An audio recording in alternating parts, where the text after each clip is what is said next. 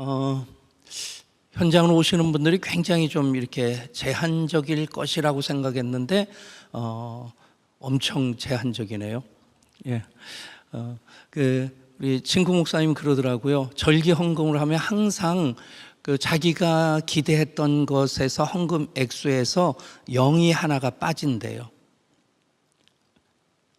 예, 목사님은 한 10배 정도 헌금을 기대하는데 실제로 헌금된 거는 그 10분의 1만 헌금된다, 0이 하나 빠진다 그러는데, 진짜 제가 여기 계신 분들 보니까 0 하나가 빠진 10분의 1밖에 안 온 듯한 느낌이 듭니다.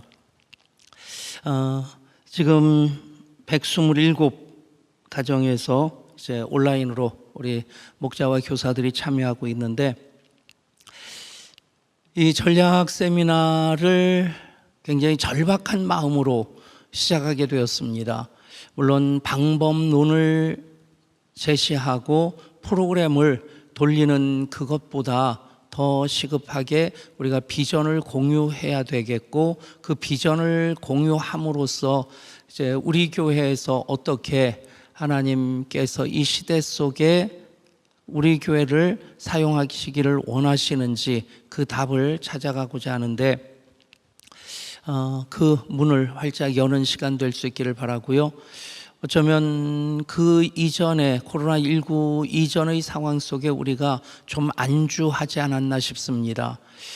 이만하면 그냥 좋은 교회고, 이만하면 다음 세도 잘 되고, 이만하면 목장도 보통 교회들보다는 훨씬 더 활성화되어 있었고, 이만하면 꽤 헌신하는 교회다 싶었는데, 코로나19의 이 과정을 통해서 우리가 얼만큼 더 단단해질 수 있을까에 대한 그런 질문을 해야 될 것이고, 그 질문 앞에서 우리가 솔직한 답을 찾아가는 과정이 되기를 원합니다. 그래서 프로그램 소개해드리고 그 프로그램을 같이 하는 것보다도 더 중요한 것, 그 원리를, 비전을 우리가 공유하는 그 시간 갖기를 원하는데, 오늘 첫 번째 모신 분은 이도복 목사님이십니다. 복이 많게 생겼을 것 같아요.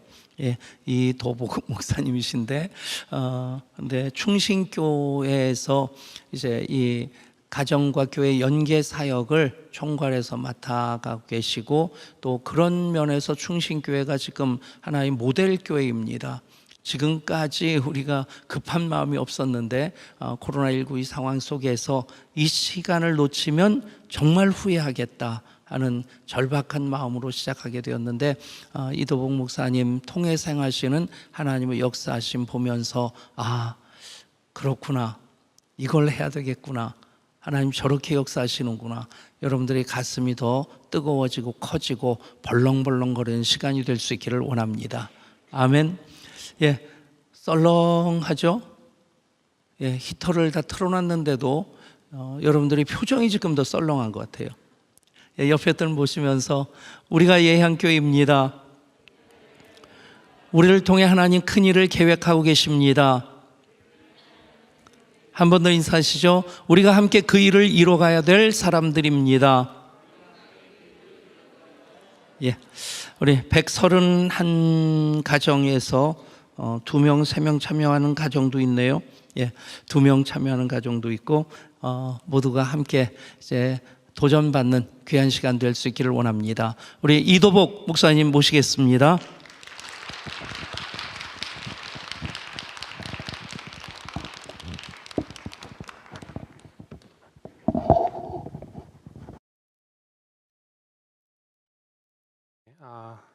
제 목소리가 잘 들리시나요? 네, 감사합니다. 오늘 어려운 발걸음을 해주셔서 너무나 감사를 드리고요. 사실 목사님 말씀해 주셨지만 우리가 넓은 예배당에서 지금 상대적으로 좀 적은 인원이 모였긴 했지만, 또 우리를 하나님께서 이 자리에 불러주셨고, 하나님을 향한 우리의 열정은 결코 차갑지 않고 뜨거움을 고백할 수 있기 때문에 여러분께서 이 자리에 모여주신 줄로 믿습니다. 또 온라인에 함께해 주시는 우리 성도님들을 진심으로 축복하고요. 우리 예향교회가 정말 하나님께서 기뻐하시는 아름다운 교회가 되기를 소망합니다. 이제 교회 이름이 너무 이뻐요. 예향교회는 예수님의 향기의 교회 맞죠? 사실은 목사님께서 제가 복이 많다고 하셨는데 제 이름이 사실은 예수님의 향기의 뜻이 있습니다.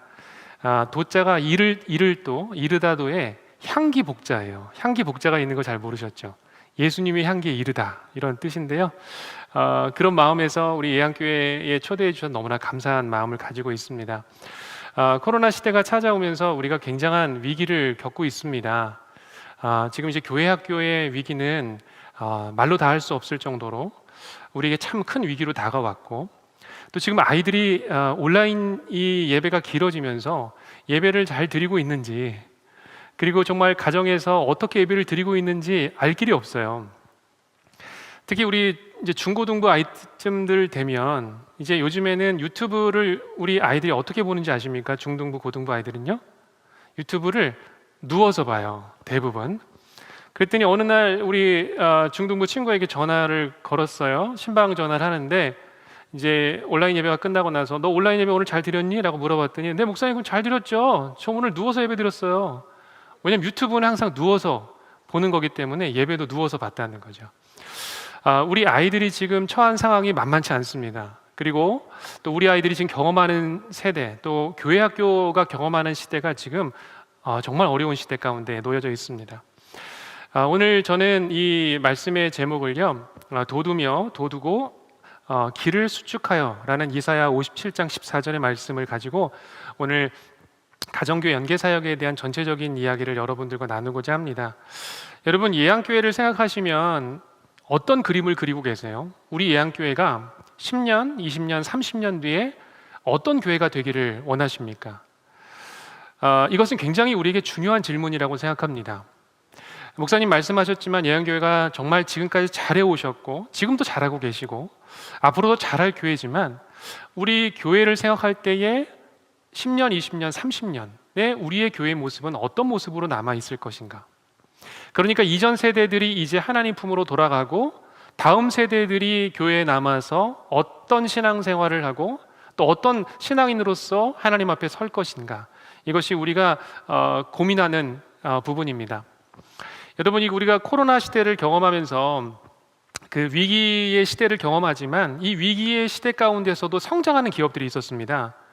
아이콘을 좀 보시면 대충 아실 텐데요, 직감하실 텐데요. 유튜브가 있었고요. 두 번째 그림, 동그란 그 그림 안에 있는 그 네모난 박스가요, 그 인스타그램이라는 우리 청년들 그리고 우리 아이들이 좋아하는, 그러니까 사진을 올리는 SNS입니다. 그리고 지금 위에 조금 글자를 표현이 다 안 나왔는데 넷플릭스라는, 그러니까 이 온라인 상에서 모든 그 자기가 좋아하는 영상을 보는 어떤 그런 시스템인데요. 사실은 우리가 알고 있는 그 유튜브라는 기업은요, 원래 처음에는 그러니까 데이트 사이트였습니다. 그러니까 내가 원하는 사람들을 이 정보를 입력하고 내가 어떤 사람을 만나길 원하는 것을 입력하면 상대방의 정보 그리고 프로필이 나왔던 거죠. 그런데 이 기업이 바뀌었죠. 인스타그램도 컴퓨터 프로그램 사이트였습니다. 그리고 넷플릭스라는 지금 거의 삼성하고 그 시가총액이 그렇게 많이 차이 나지 않는 상당수가 비슷해지고 있는 넷플릭스가, 삼성전자는 수천 가지의 제품을 만들어내지만 넷플릭스는 딱 한 가지 비디오를 스트리밍하고 있는데 보여주는데 지금 시가총액이 거의 비슷해지고 따라가고 있어요.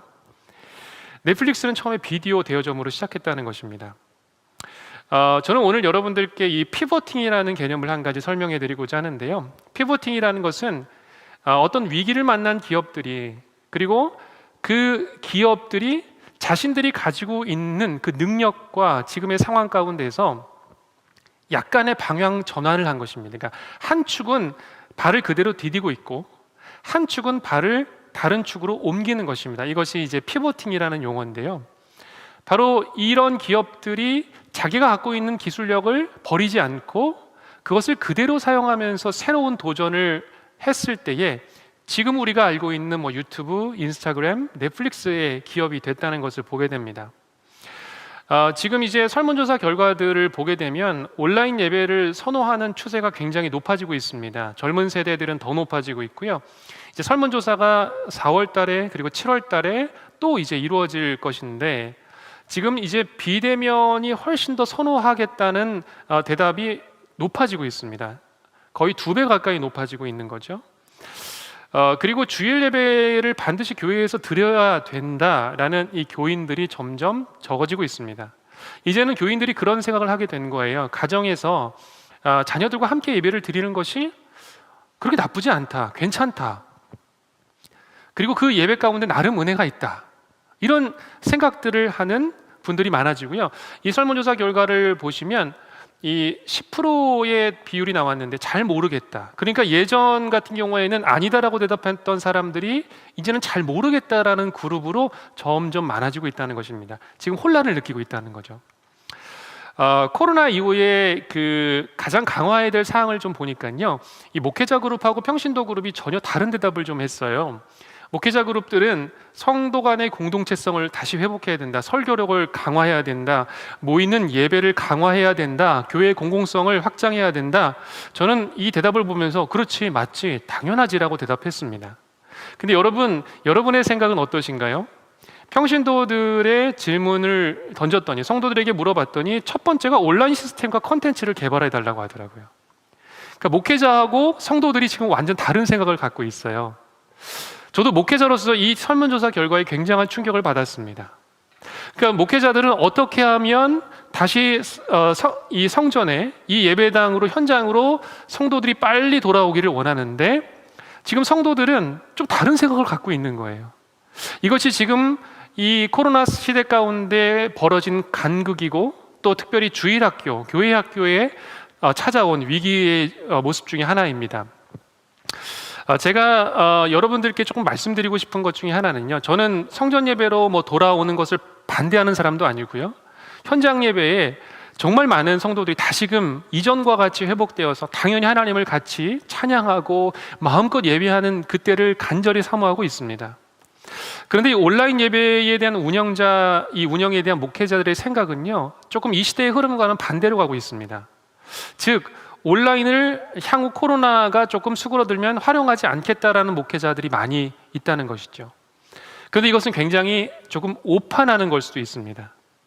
그러니까 사실 코로나라는 것은 지금 원래 가지고 있었던 방향과 속도가 빨라진 것이지 그것이 이전에 없던 흐름이 아닙니다. 이전에 이미 온라인 시스템, 그리고 우리가 지금 핸드폰도 5G 시대를 살아가고 있고요, 여러 가지 이미 발전돼 왔던 모습들이 있는데 그 속도가 너무 빨라진 거죠. 근데 우리가 이것을 받아들일 준비가 사실 안 된 것뿐입니다. 코로나 이후에 다음 세대의 교육 방향에 대해서 설문조사를 했는데요, 이 부모와 자녀의 신앙적인 대화와 친밀감을 강화하는 것이 가장 중요하다라는 답변이 나왔습니다. 그리고 가정예배를 훈련해달라, 가정예배를 훈련하는 것이 중요하다. 오늘 저는 이 두 가지 포인트를 좀 붙잡고요, 저희 교회에서 해왔던 이야기들, 그리고 우리 예양교회에서 앞으로 어떤 교회학교의 모습을 가지면 좋을지에 대한 이야기를 좀 나누고자 하는데요. 그렇다면 이런 질문을 저는 여러분들께 드리고 싶습니다. 그러면 예양교회는, 우리 교회는 어떤 축을 옮겨볼 수 있을 것인가? 그러니까 코로나 시대에, 위기의 시대에 여전히 우리의 축은 그대로 있고 코로나가 여전히 지나가기를 바랍니다 라는 것을 기다리는 교회가 될 것인가? 아니면 우리가 이 위기의 시기 가운데 우리가 디디고 있는 그 축의 방향을 다시금 조금 새로운 방향으로 설정할 수 있을 것인가? 라는 것을 우리가 고민해 볼 필요가 있다는 것입니다. 제가 한 가지, 이 자전거를 제작한 사람은 굉장히 엄청난 수고와 노력을 통해서 이 자전거를 만들어냈는데요, 여러분, 우리가 보기에 자전거 굉장히 신기했지만 사실은 자전거로서의 기능은 그렇게 좋은 자전거가 아닙니다. 엄청 신기하죠? 엄청 노력이 많이 들어갔어요. 그런데 자전거의 본연의 기능은 온전히 갖추지 못하고 있는 것을 보게 됩니다. 1860년도에 자전거 초기 시기에 이 올디너리라는 자전거가 있었습니다. 이 자전거는 여러분들이 그래도 어디선가 접하셨을 거예요. 이 옷 브랜드도 이 브랜드가 있는 걸로 알고 있는데, 여기 자전거를 보시면 앞바퀴에 큰 축으로, 앞바퀴를 굴리면 뒷바퀴가 어떻게 돼 있죠? 따라오는 형태입니다. 그러니까 앞바퀴를 굴리면 뒷바퀴는 자연스럽게 그냥 따라오는 어떤 동력을 받는 것이 아니라 앞바퀴의 굴림을 통해서 이동하는 그런 자전거입니다. 그런데 사실 이 자전거가 이 초기에 개발됐을 때 이 자전거에서 내려보다가 상당히 많은 사람들이 다쳤고 또 여성들이 또 이 자전거를 타기가 굉장히 어려웠다고 합니다. 오늘 제가 이 자전거를 보여드리는 이유는요, 한국 교회는 대부분 이런 사역의 구조를 갖고 있습니다. 장년 사역은 큰 바퀴로, 그리고 교회 학교 사역은 뒤따라오는 사역으로 여기고 있다는 거죠.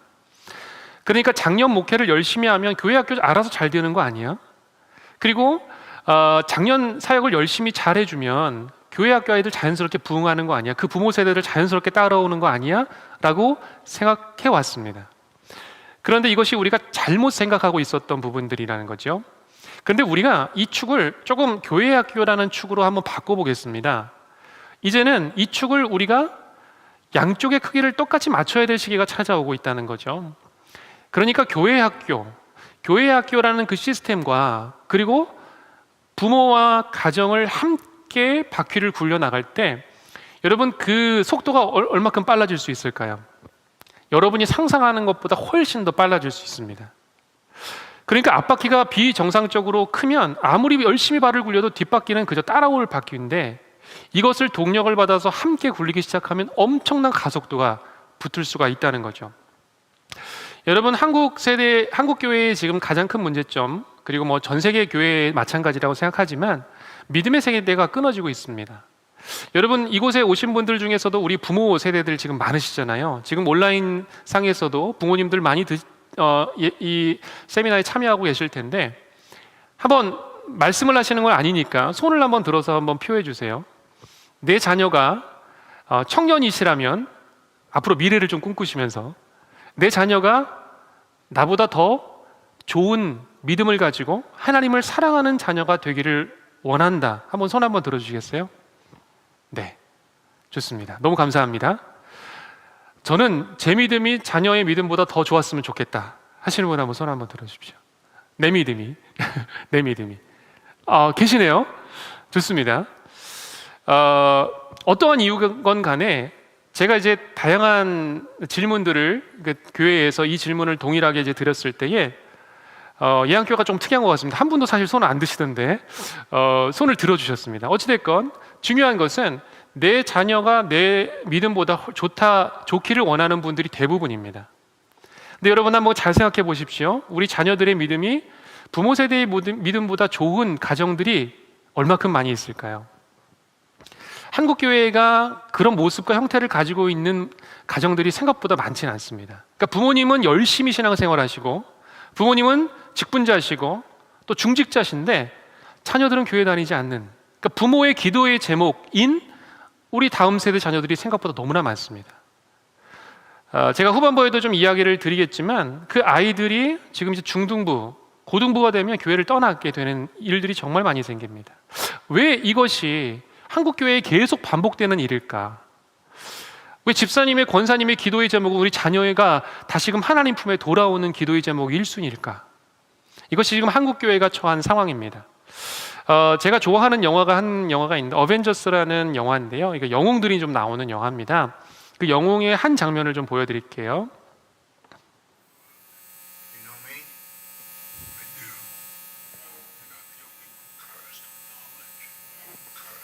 네, 소리가 작아도 괜찮습니다. 화면만 보시면 되는데요. 지금 이 내용을 보면 지식의 저주라는 단어가 좀 나옵니다. 이 단어가 뭐 이렇게 좋은 단어는 아니라고 느껴지지만 저주라는 단어 때문에요. 제가 그 단어를 좀 바꿔드릴게요. 지식의 착각. 지식의 착각이라는 것은 무엇이냐면 이 경제학적인 용어예요. 그러니까 제가 여러분들께 오늘 강의를 분명히 하고 있습니다. 근데 여러분이 이 강의를 얼마만큼 이해해 주실까요? 경제학적인 용어의 그 비율로 따지면 제가 오늘 여러분들께 설명을 드리지만 제 이야기, 제 강의를 오늘 100% 이해하실 분은 한 분도 당연히 안 계시고요. 15%에서 20% 정도 이해를 보통 하신다고 합니다. 그러니까 제가 여러분들이 강의하면 이렇게 말하면 여러분들이 그대로 들어주실 거라는 생각, 그건 저의 착각인 거죠. 제가 오늘 이 착각을 왜 말씀드리냐면요, 사실은 우리가 다음 세대에 대한 굉장한 착각들을 가지고 있습니다. 그 착각 중에 하나는 뭐냐면 다음 세대를 대상화시키는 오류입니다. 그러니까 다음 세대 너희들은 변화가 필요한 세대야.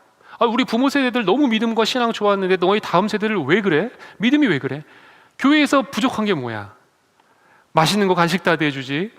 그리고 각종 좋은 것들 다 공급해 주는데 왜 하나님 열심히 못 믿을까? 그러니까 우리의 마음 가운데 그런 대상화의 오류를 삼는 것이 변화의 대상으로 삼는다는 거죠. 그래서 이 대상화의 오류가 생기면 비인격적인 관계가 맺어집니다. 그러니까 다음 세대 너희들은 문제 있고 우리 부모 세대는 아무런 문제 없어. 그러니까 스스로를 정당화시킨다는 거죠. 이것이 굉장히 다음 세대를 향한 큰 장벽 중에 하나입니다. 그렇기 때문에 우리가 이 변화가 일어나기 위해서는 이 교회와 가정에 있는 지식의 이 착각을 깨트려야 됩니다. 그 작업이 필요하다는 거죠. 그 첫 번째 지식의 착각은 무엇일까요? 신앙교육은 일주일에 1시간으로 충분하다는 것입니다. 여러분, 교회학교 학생들이 감소하는 원인이 무엇일까요? 이 성도들에게 물어보니까 신앙교육에 대한 부모의 인식이 변화됐다라는 대답이 18.7%로 나타났습니다. 그런데 목회자에게 물어보니까 신앙교육에 대한 부모의 인식이 변화가 약 43%로 나타났습니다. 그러니까 목회자들은 지금 이 목회 현장, 교회학교 현장에서 우리 부모님들의 신앙이 무엇인가 변하고 있다는 것을 인지하고 있다는 거죠. 여러분, 중학교, 고등학교 때 예양교회는 그러지 않으리라 믿습니다. 중간고사, 기말고사 때 우리 중고등부 아이들 이전의 출석률과 거의 똑같은가요? 중고등부 교사들 계실 텐데요. 우리 아이들 기말고사 다가오면 출석률이 확 떨어집니다. 저희 교회도 마찬가지입니다. 사실은 이것이 지금 교회 학교 현장입니다. 그러니까 우리 아이들의 관점 그리고 부모들의 관점에는 시험 성적 잘 맞는 게 중요한 거예요. 학원에서 전화 오겠죠. 학원 선생님, 원장님이 전화 옵니다. 부모님에게 전화를 딱 걸죠. 어머니, 저를 전적으로 신뢰하셔야 됩니다. 근데 아시죠? 이 유명한 대사 아시죠? 이번에 우리 수민이 성적 올려야 되죠. 이번에 좋은 성적 받아야 되지 않겠어요? 이번 주 주일에 보충 있는데 꼭 보내주세요. 자, 우리 아이가 무슨 선택을 할까요? 아니요, 사실은 아이가 선택하는 것이 아니라 부모가 선택하는 것입니다. 학원 시간과 교회 시간이 겹칠 때 자녀가 교회에 빠질 수 있다. 믿는 크리스찬 부모님들이 46%가 그렇다라고 대답하고 있습니다. 30, 40대 부모님들이요. 그런데 더 충격적인 결과는 직분자, 중직자들은요 57%가 그렇다라고 대답했어요. 사실은 이게 무기명 투표였기 때문에, 무기명 설문조사였기 때문에 가능한 대답이었습니다. 만약 직분을 적으라고 했다면, 만약 이름을 적으라고 했다면 그렇게 대답 안 하셨을 겁니다. 사실은 이 중직자가 된다는 것은 교회 안에서 우리 자녀의 연령대가 점점 많아지고 있다는 겁니다. 중등부, 고등부, 청년.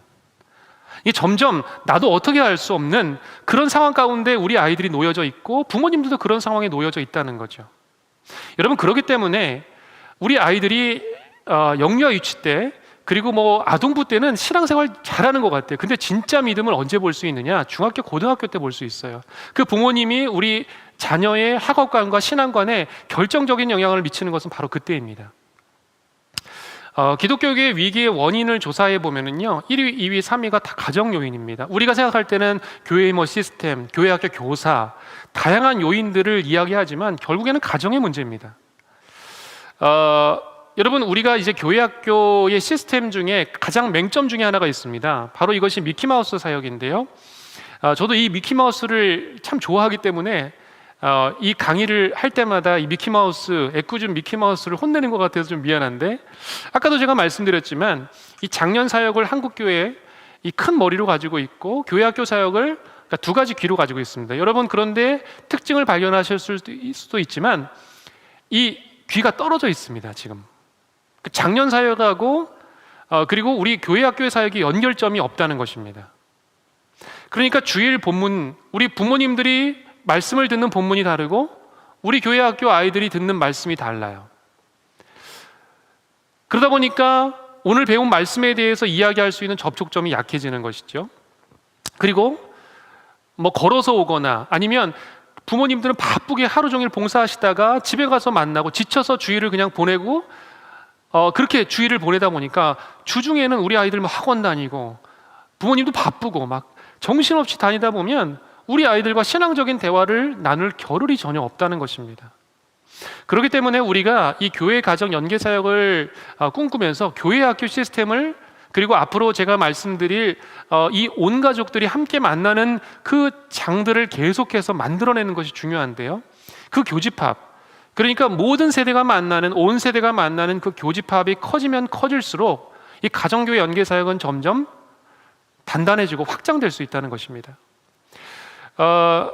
참 목회자로서 참 이 설문은 굉장히 마음이 아픈 이야기입니다. 신앙 성장에 도움을 받는 것이 무엇이냐라고 교인들한테 질문하니까요, 예배, 목사님 설교 비율이 점점 떨어집니다. 이것은 목회자의 어려움일 수도 있고 또 시대의 흐름의 변화일 수도 있습니다. 그런데 여러분, 우리가 주목해 볼 것은 무엇이냐면, 두 번째 높은 비율을 가지고 있는 게 뭐죠? 가족입니다. 가족의 비율은 이제 2022년도에 이 설문조사가 동일하게 진행될 텐데 가족은 더 늘어나 있을 것입니다. 여러분, 요즘의 세대의 자녀들은요, 무슨 이야기를 하냐면 부모님이 믿는, 그리고 부모님이 믿는 하나님 보여달라는 겁니다. 그러니까 보여지지 않는 하나님 안 믿고 싶다는 거예요. 말로만 하는 하나님 나에게는 의미 없다는 거예요. 눈으로 보여달라는 거죠. 그런 세대들이 일어나고 있기 때문에 가정에서 부모님들이 보여주는 그 신앙이 우리 자녀들에겐 결정적인 영향을 미치고 있습니다. 가정 내 신앙 교류를 위한 활동을 무엇을 하냐고 물어봤더니 60.8%가 없다는 것입니다. 지금 이곳에 교회학교 교사 선생님들도 많이 앉아 계실 텐데요, 또 온라인으로도 많이 참여하고 계실 텐데요, 우리가 주일학교에 우리 자녀들을 열심히 가르치고 말씀으로 양육해도 주중에는 신앙적인 사건이 일어나지 않을 확률이 60%나 된다는 것입니다.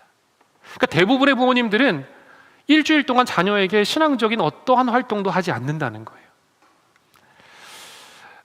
크리스천 중고생들에게 질문을 던졌어요. 너희 신앙생활에 가장 큰 영향력을 미치는 사람이 누구냐? 라고 물어봤더니 1위가 누구죠? 엄마입니다. 엄마. 자, 아빠는 몇이냐 봤더니 아빠는 저기 뒤에 계세요. 9.8%. 항상 반성하고 있습니다. 그런데 저는 이것을 그냥 이렇게 보지 않고요, 어머니와 아버지가 함께 우리 자녀의 신앙의 양육에 관심을 가지고 귀를 기울인다면 정말 많은 영향력을 미칠 수 있다는 것입니다. 교회학교는 교사는 굉장히 생각보다 비율이 낮습니다. 저도 사실은 어린 시절에 저희 교회학교 교사에게 많은 영향을 받아서 신앙생활을 정말 열심히 할 수 있었던 사람 중에 한 명인데, 요즘의 아이들은 교회학교 교사들에게 많은 영향을 받지를 못하는 것 같습니다. 우리 예안교회, 우리 주일학교 교사 선생님들은 그러지 아니라고 생각하는데요, 사실은 그렇죠. 이제 우리 아이들이 토요일 날 전화를 받으면 무슨 생각할까요? 일주일 동안 전화 한 번도 없었어요. 카톡도 없었어요. 연락 없었는데 주일날 딱 전화 오는 선생님 무슨 생각할까요? 출석 체크하러 전화 왔구나. 대답할 것이 별로 없고요, 이야기할 거리가 없습니다. 왜냐하면 나는 지금 선생님이 나 출석 체크하려고 전화했기 때문에 출석만 체크해주면 되니까 대화가 별로 필요 없어요. 이것이 지금 교회학교 교사들의 어려운 점입니다. 물론 이제 선생님들도 제가 그 너무나 바쁜 삶을 알고 있고 이해하고 있습니다. 그러나 지금 우리가 무엇을 주목해야 되는지가 굉장히 중요한 상황 가운데 놓여져 있습니다. 이제 미국에서는요, 2000년도 초반 때부터 D6라는 운동을 시작했습니다. D6라는 것은 이제 신명기, 그러니까 듀트로노미라는 그 신명기 6장, 여러분들이 잘 알고 있는 쉐마 말씀, 들으라 이스라엘아, 이 말씀을 가지고, 즉 가정에서 신앙 교육을 하는 것이 매우 중요하다라는 것을 2000년대 초반 때부터 운동을 해왔습니다.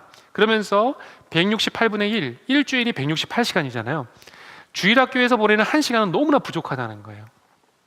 이제 이게 미국 세미나의 장면인데요, 제가 이 미국의 2017년도에 달라스에 있는 세미나에 다녀왔습니다. 이게 제가 참여한 그 세미나의 모습인데요, 미국 각지 전역에서 모여서 함께 교회학교 교사, 목회자들이 모여서 하는 세미나인데요, 이제 저희 교회에서는 2017년도부터 이 D6 코리아를 개최하게 되었습니다. 그래서 저희 교회도 더욱더 가정교회 연계 사역에 집중하려고 하는 교회 중에 하나입니다. 그 장면을 잠깐 보여드렸고요. 이 D6의 운동의 철학은 확실합니다. 이 제너레이션스라고 되어 있는데 세대가 세대에게 신앙을 전수하는 작업입니다. 그러니까 부모의 세대의 신앙이 다음 세대에게 전수되는 것을 가장 큰 목적으로 갖고 있는 것이죠. 네, 장면을 보여드리고요. 신명기가 말씀하는 그 부모의 역할은 정말 분명합니다. 제가 신명기 6장 7절의 말씀을 읽어드리겠습니다. 내 자녀에게 부지런히 가르치며 집에 앉았을 때에든지 길을 갈 때에든지 누워 있을 때에든지 일어날 때에든지 이 말씀을 강론할 것이며. 아멘. 여러분, 사실 교회학교라는 시스템은요, 산업혁명이 일어나면서 영국에서 일어난 시스템입니다. 그러니까 아이들이 그 공장에 부모님들이 일을 하며 나가면서 아이들이 막 거리에서 방치되고 있는 것을 보면서 교회학교 시스템을 만들어낸 거죠. 그 아이들 교회를 불러들인 거예요. 그러면서 그거를 효과적으로 가르치기 위해서 교회학교가 탄생된 것이죠. 사실은 주님께서, 하나님께서 태초에, 그러니까 성경 말씀에 원래 근본적으로 우리에게, 부모에게 첫 번째로 신앙을 가르치는 사명을 주셨다는 것을 보게 됩니다. 근데 여러분, 이 사명이 정말 만만치는 않습니다. 그냥 주신 것도 아니고요. 뭐라고 하셨냐면 부지런히 가르치래요. 적당히 가르치는 것도 아니고요. 열심히 가르치래요. 최선을 다해서 가르치시래요. 그런데 언제 어디서, 집에 앉았을 때, 길을 갈 때, 누워 있을 때, 그리고 일어날 때, 그러니까 삶의 모든 영역 가운데서 우리 자녀들을 부모가 가르쳐야 된다라는 이야기를 하고 계십니다. 이 시점에서 우리가 그 목회자의 지식의 착각에 대한 부분들을 한번 점검해 보고자 합니다. 목회자의 지식의 착각은 이것입니다. 가정교회 연계사역은요, 좋은 목회 프로그램 중에 하나라고 생각하는 거죠. 그러니까 어느 교회에서 가정교회 연계사역 열심히 한데 우리 교회도 한번 그거 해보자. 이거는 프로그램적인 접근입니다. 그러니까 다른 교회에서 무엇인가 잘한데 그럼 우리 교회도 한번 적용해 보지.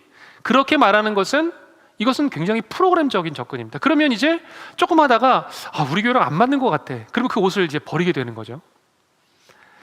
또 한 가지 착각은요, 설교로 자녀 신앙교육의 중요성을 선포하면 각 가정에서 알아서 잘 실천할 것이다.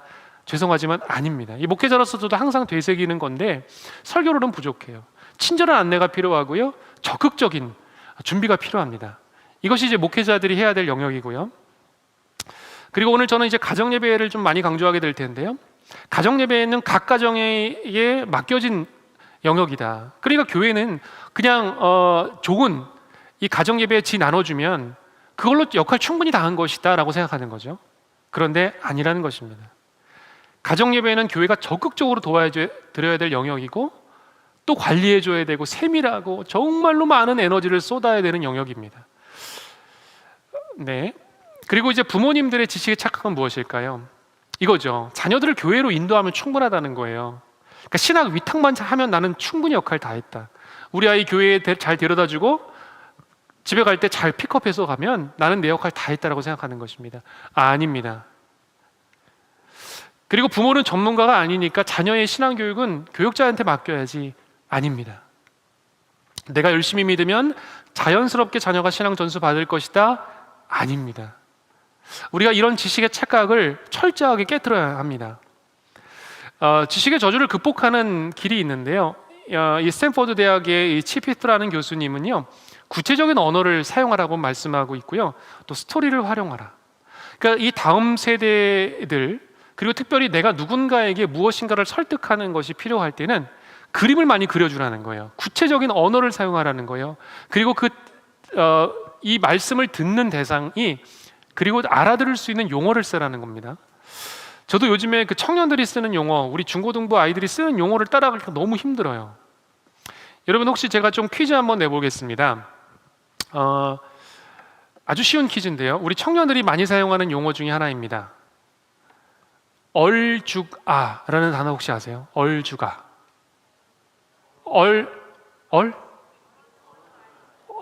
훌륭하십니다. 청년이 아니신데 지금 대답하신 거죠? 훌륭하십니다.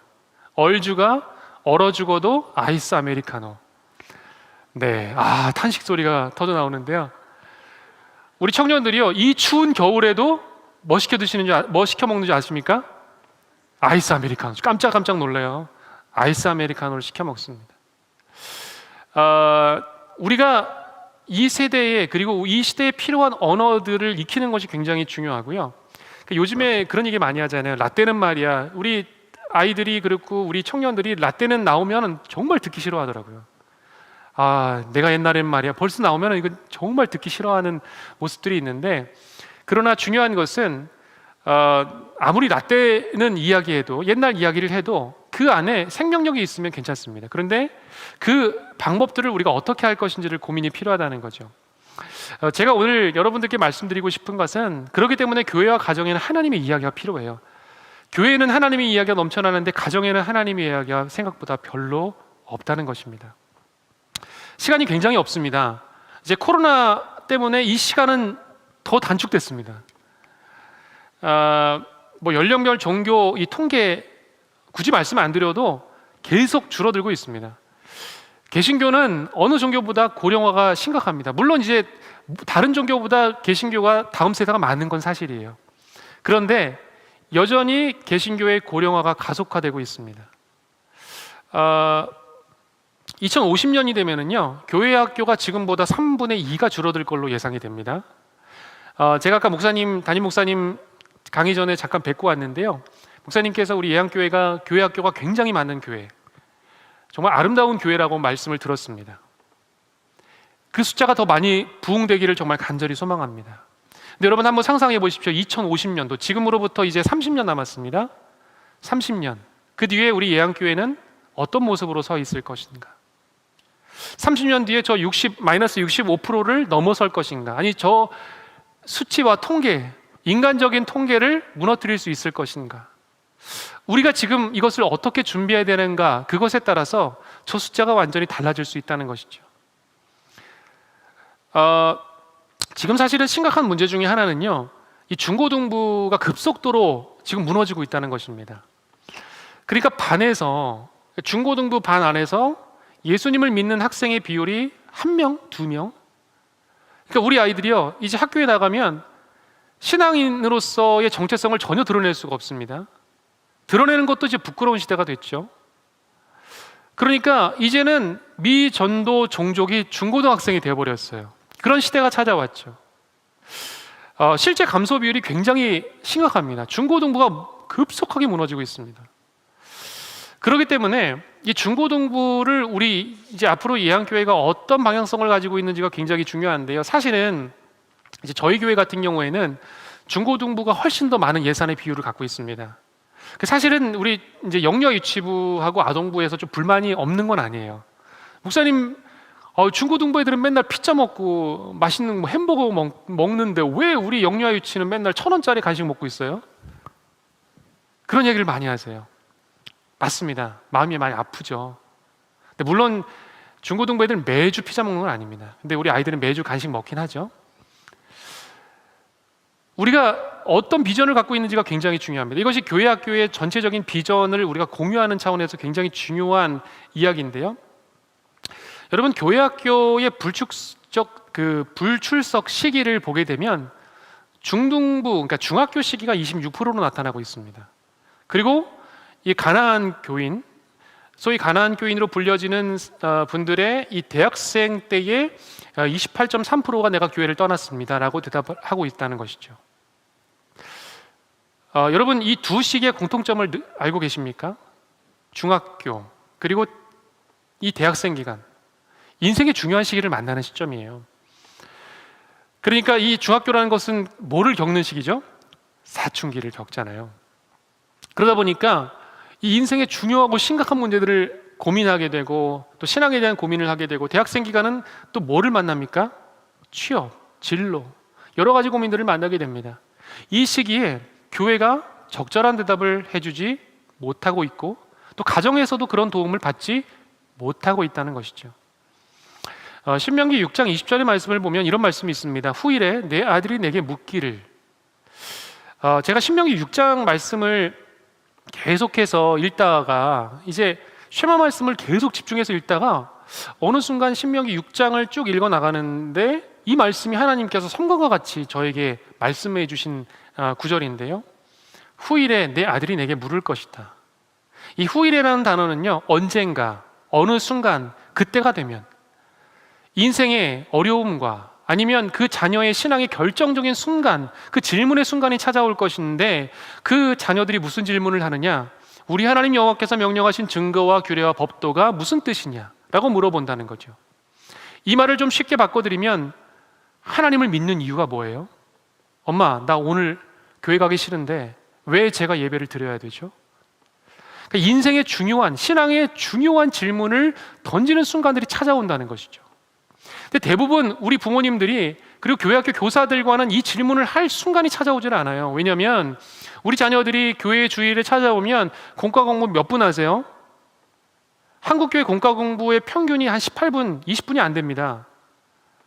20분, 18분 안에 출석 부르고 아이들 그날따라 컨디션 안 좋은 아이들 섞여 있으면 공과 공부를 할 시간이 없어요. 그런데 집에 가서도 이 문제를 해결받을 수가 없어요. 부모님은 맨날 성경 이야기 하시고 뭐 다른 이야기 하시고, 그러니까 우리 아이들이 그 고민과 신앙적인 갈등을 해결할 수 있는 공간, 시간이 없다는 것입니다. 그런데 하나님께서 오늘 이 말씀을 하고 계세요. 이 말씀을 뭐냐면 그 말씀을 드리기 전에 오늘 제가 이 개념을 좀 설명해 드리면 You lost me라고 이 영어적인 표현을 할 수 있는데요. You lost me, 이 말은 무엇이냐면 부모님이 믿는 하나님은 나 도저히 못 믿겠어요, 이런 고백이에요. 그러니까 부모님이 믿는 하나님이라면 나 안 믿을래요. 그런 게 교회라면 저 안 믿을 거예요. 우리 아이들이 어느 순간 후일에 그 결정을 할 수 있는 순간이 찾아온다는 것입니다. 근데 하나님께서 신명기 6장 21절부터 그것에 대한 설명을 해주고 계세요. 제가 이 말씀을 읽어드리겠습니다. 너는 내 아들에게 이르기를 우리가 옛적에 애굽에서 바로의 종이 되었더니 여호와께서 권능의 손으로 우리를 애굽에서 인도하여 내셨나니 곧 여호와께서 우리의 목전에서 크고 두려운 이적과 기사를 애굽과 바로와 그의 온 집에 베푸시고. 아멘. 여러분, 이 말씀 하나님께서 이미 그 솔루션, 대답을 주셨어요. 해결책을 이미 허락해 주셨어요. 내 아들에게 이렇게 이야기해 줘라. 무슨 이야기냐면 바로 우리 조상들이 만났던 하나님, 우리 부모 세대가 만났던 하나님, 그리고 지금 나에게 역사하시는 하나님이 바로 이런 하나님이야 라고 너희의 자녀들에게 이야기해 주라는 것입니다. 이것이 하나님의 방법이었고 이것이 하나님께서 자녀들에게 신앙을 전수하는 정말 귀한 해답인 것을 볼 수가 있습니다. 24절에 보면 그런 말씀이 있습니다. 또 여호와께서 우리를 오늘과 같이 살게 하려 하심이라. 하나님께서는 항상 오늘을 중요하게 여기셨어요. 지금 이 순간에 만나는 하나님, 오늘 이 순간에 만나는 하나님을 자녀들에게 전해줘라. 오늘 아빠가 회사에서 이런 어려움이 있었는데 하나님께 기도했단다. 너도 나를 위해서 기도해 주지 않겠니? 즉 오늘 내가 고민했고 하나님 앞에서 갈등했던 그 이야기들을 자녀와 솔직하게 이야기를 나누는 것이 자녀들의 신앙에는 정말 소중하다는 것입니다. 지금 다음 세대의 세계관을 형성하는 것이 분명합니다. 우리 아이들을 지금 이제 유튜브나 우리 아이들이 보고 있는 것들을 보면 정말 우리 아이들에게는 좋지 않은 영향력들을 미치는 게 많습니다. 폭력적이고요, 음란하고요. 우리 아이들을 너무나 자극하는 그 문화들이 우리 아이들을 가득 채우고 있습니다. 그러니까 교회 학교가 온라인 예배 아무리 잘 만들어도요, 우리 애들은 반응이 없는 거예요. 이미 수없는 재미있는 것들을 보고 있는데 온라인 예배가 얼마나 지루하겠어요. 여러분, 그렇기 때문에 우리는 하나님의 스토리의 힘을 믿어야 돼요. 하나님의 스토리의 힘은 무엇일까요? 우리 아이들의 마음속에 심겨진 말씀이 되어야 된다는 거죠. 저는 이제 우리 교회 학교 그리고 우리 부모님들에게 제가 많이 강조하는 것 중에 하나는요, 물론 이 100개의 스토리라는 것은 굉장히 상징적인 이야기입니다. 그러니까 우리 아이들이 하나님의 이야기의 스토리를 정말로 그것이 나의 이야기로, 그것이 어떤 영웅담이나 성경에 죽어있는 이야기가 아니라 오늘 내가 살아가는 하나님의 이야기로 우리 자녀들에게 심겨질 수 있다면 그것이 엄청난 힘을 발휘하게 된다는 것입니다. 제가 아까 말씀드렸던 그 D6 그 론헌터 목사님, 론헌터 목사님께서는 이런 이야기를 하셨습니다. 당신의 가정에 하나님의 이야기가 풍성하게 하라. 그렇게 한다면 다음 세대의 신앙의 전수는 놀랍게 이루어질 것이다. 오늘 저는 이 리더십 그룹들에게 조금 구체적인 이 D6, 그러니까 이 가정교회 연계사역을 세팅하는 그 과정들을 조금 설명해 드리고자 합니다.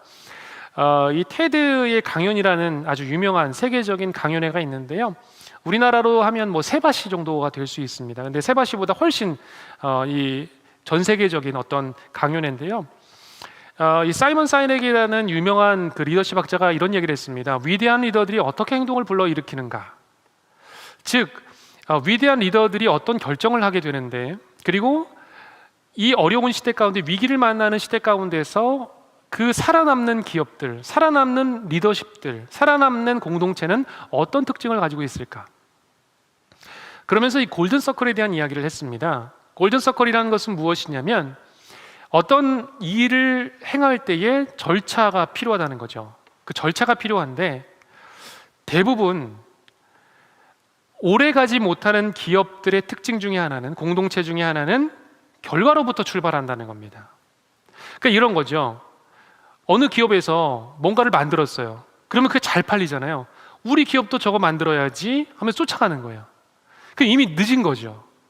예를 들면 그런 것입니다. 한국 사회에서도 그런 어려움이 많은데요.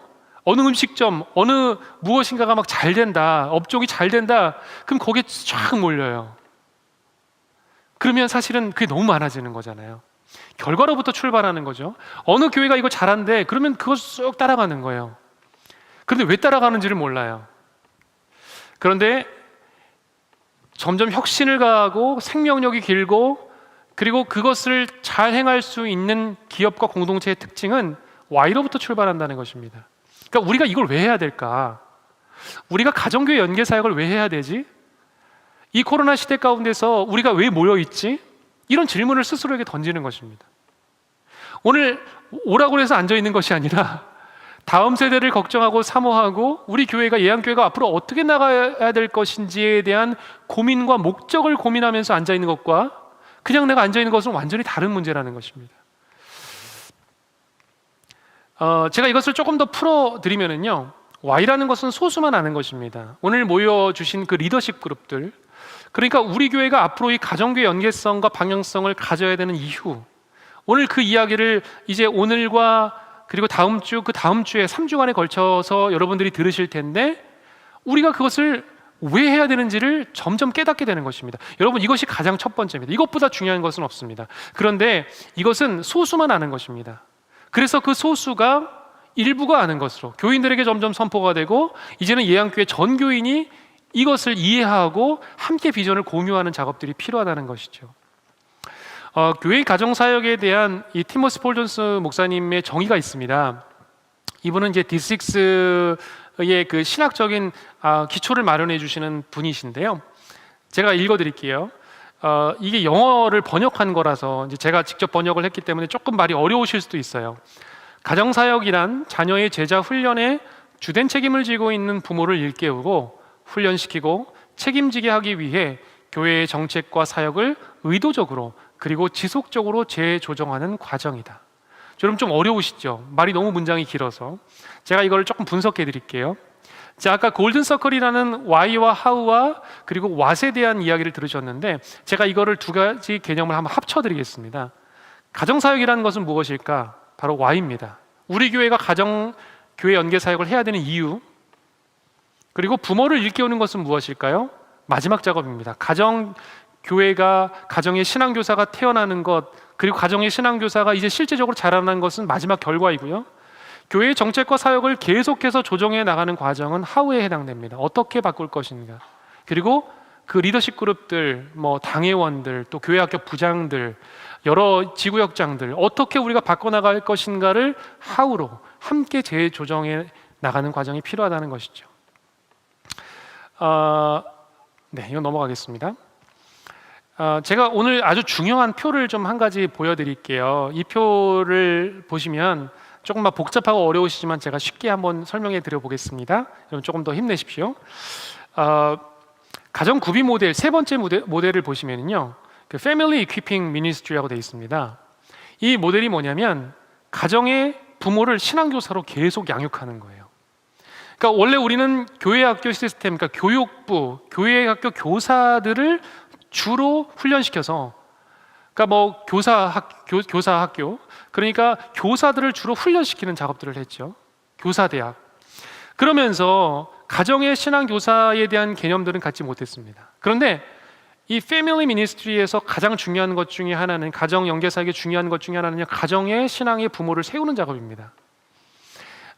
이제 제가 사역하는 충신교회는 가정 기초 모델과 가정 구비 모델의 약 70%에서 저희는 80% 정도에 가까이 왔다라고 판단을 하고 있고요.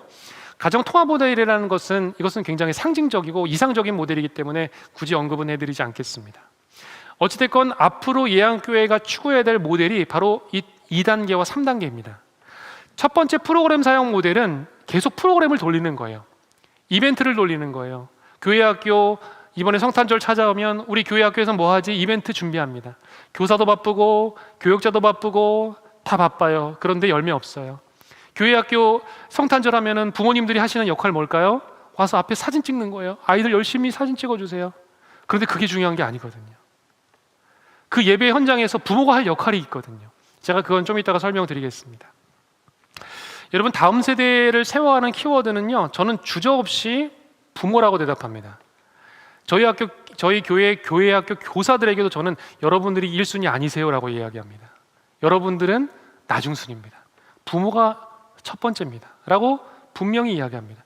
조금 서운해 하시더라고요. 처음에는 목사님, 저희 교사 30년 40년 해왔는데 그런 말씀 하지 마세요. 아니요, 저는 꿋꿋하게 이야기할 겁니다. 로넌터 목사님 제가 계속 소개해드리는데요, 이 목사님께서 그 디식스라는 책을 쓰시면서, 신명기 6장이라는 책을 쓰시면서 그 책의 정말로 그 작은 부분에, 그러니까 중요하게 표시도 안 해놓으셨고요, 그 정말 조그만 질문으로 이렇게 하나 던지신 질문이에요. 근데 제가 이 질문을 보는 순간 막 전율이 느껴졌어요. 어떤 질문이었냐면, 우리 교회의 30% 40%의 부모들이 자기 자녀들의 영적 성장에 함께 참여한다면 교회는 어떤 모습으로 바뀔 것인가, 이런 질문을 던졌어요. 근데 저희 교회가 바로 이 30%가 넘어서고 있었던 교회 중에 하나거든요. 그러니까 부모를 가정의 신앙교사로 계속 양육하면서 그 부모 학교를 졸업한 비율이 30%가 넘어가고 있었거든요. 그러다 보니까 교회 안에서 일어났던 그 변화들이 예사롭게 느껴지지가 않았던 겁니다. 이 베른뱅슨이라는 학자가 있는데요, 45년간 이 356가정을 추적을 했습니다. 그러니까 이 가정에서 종교, 그러니까 이 상관관계를 좀 파악한 건데요, 부모와 자녀가 친밀함에 따라서 자녀가 어떻게 신앙을 전수받을 수 있는지에 대한 이런 조사였습니다. 그런데 중요한 것은요, 자녀에게 질문을 던졌습니다. 너 부모님하고 사이가 좋아? 부모님하고 관계가 어떠니? 라고 물어봤을 때 우리 자녀들이요, 네, 저 부모님하고 사이 좋은데요? 좋은 관계예요.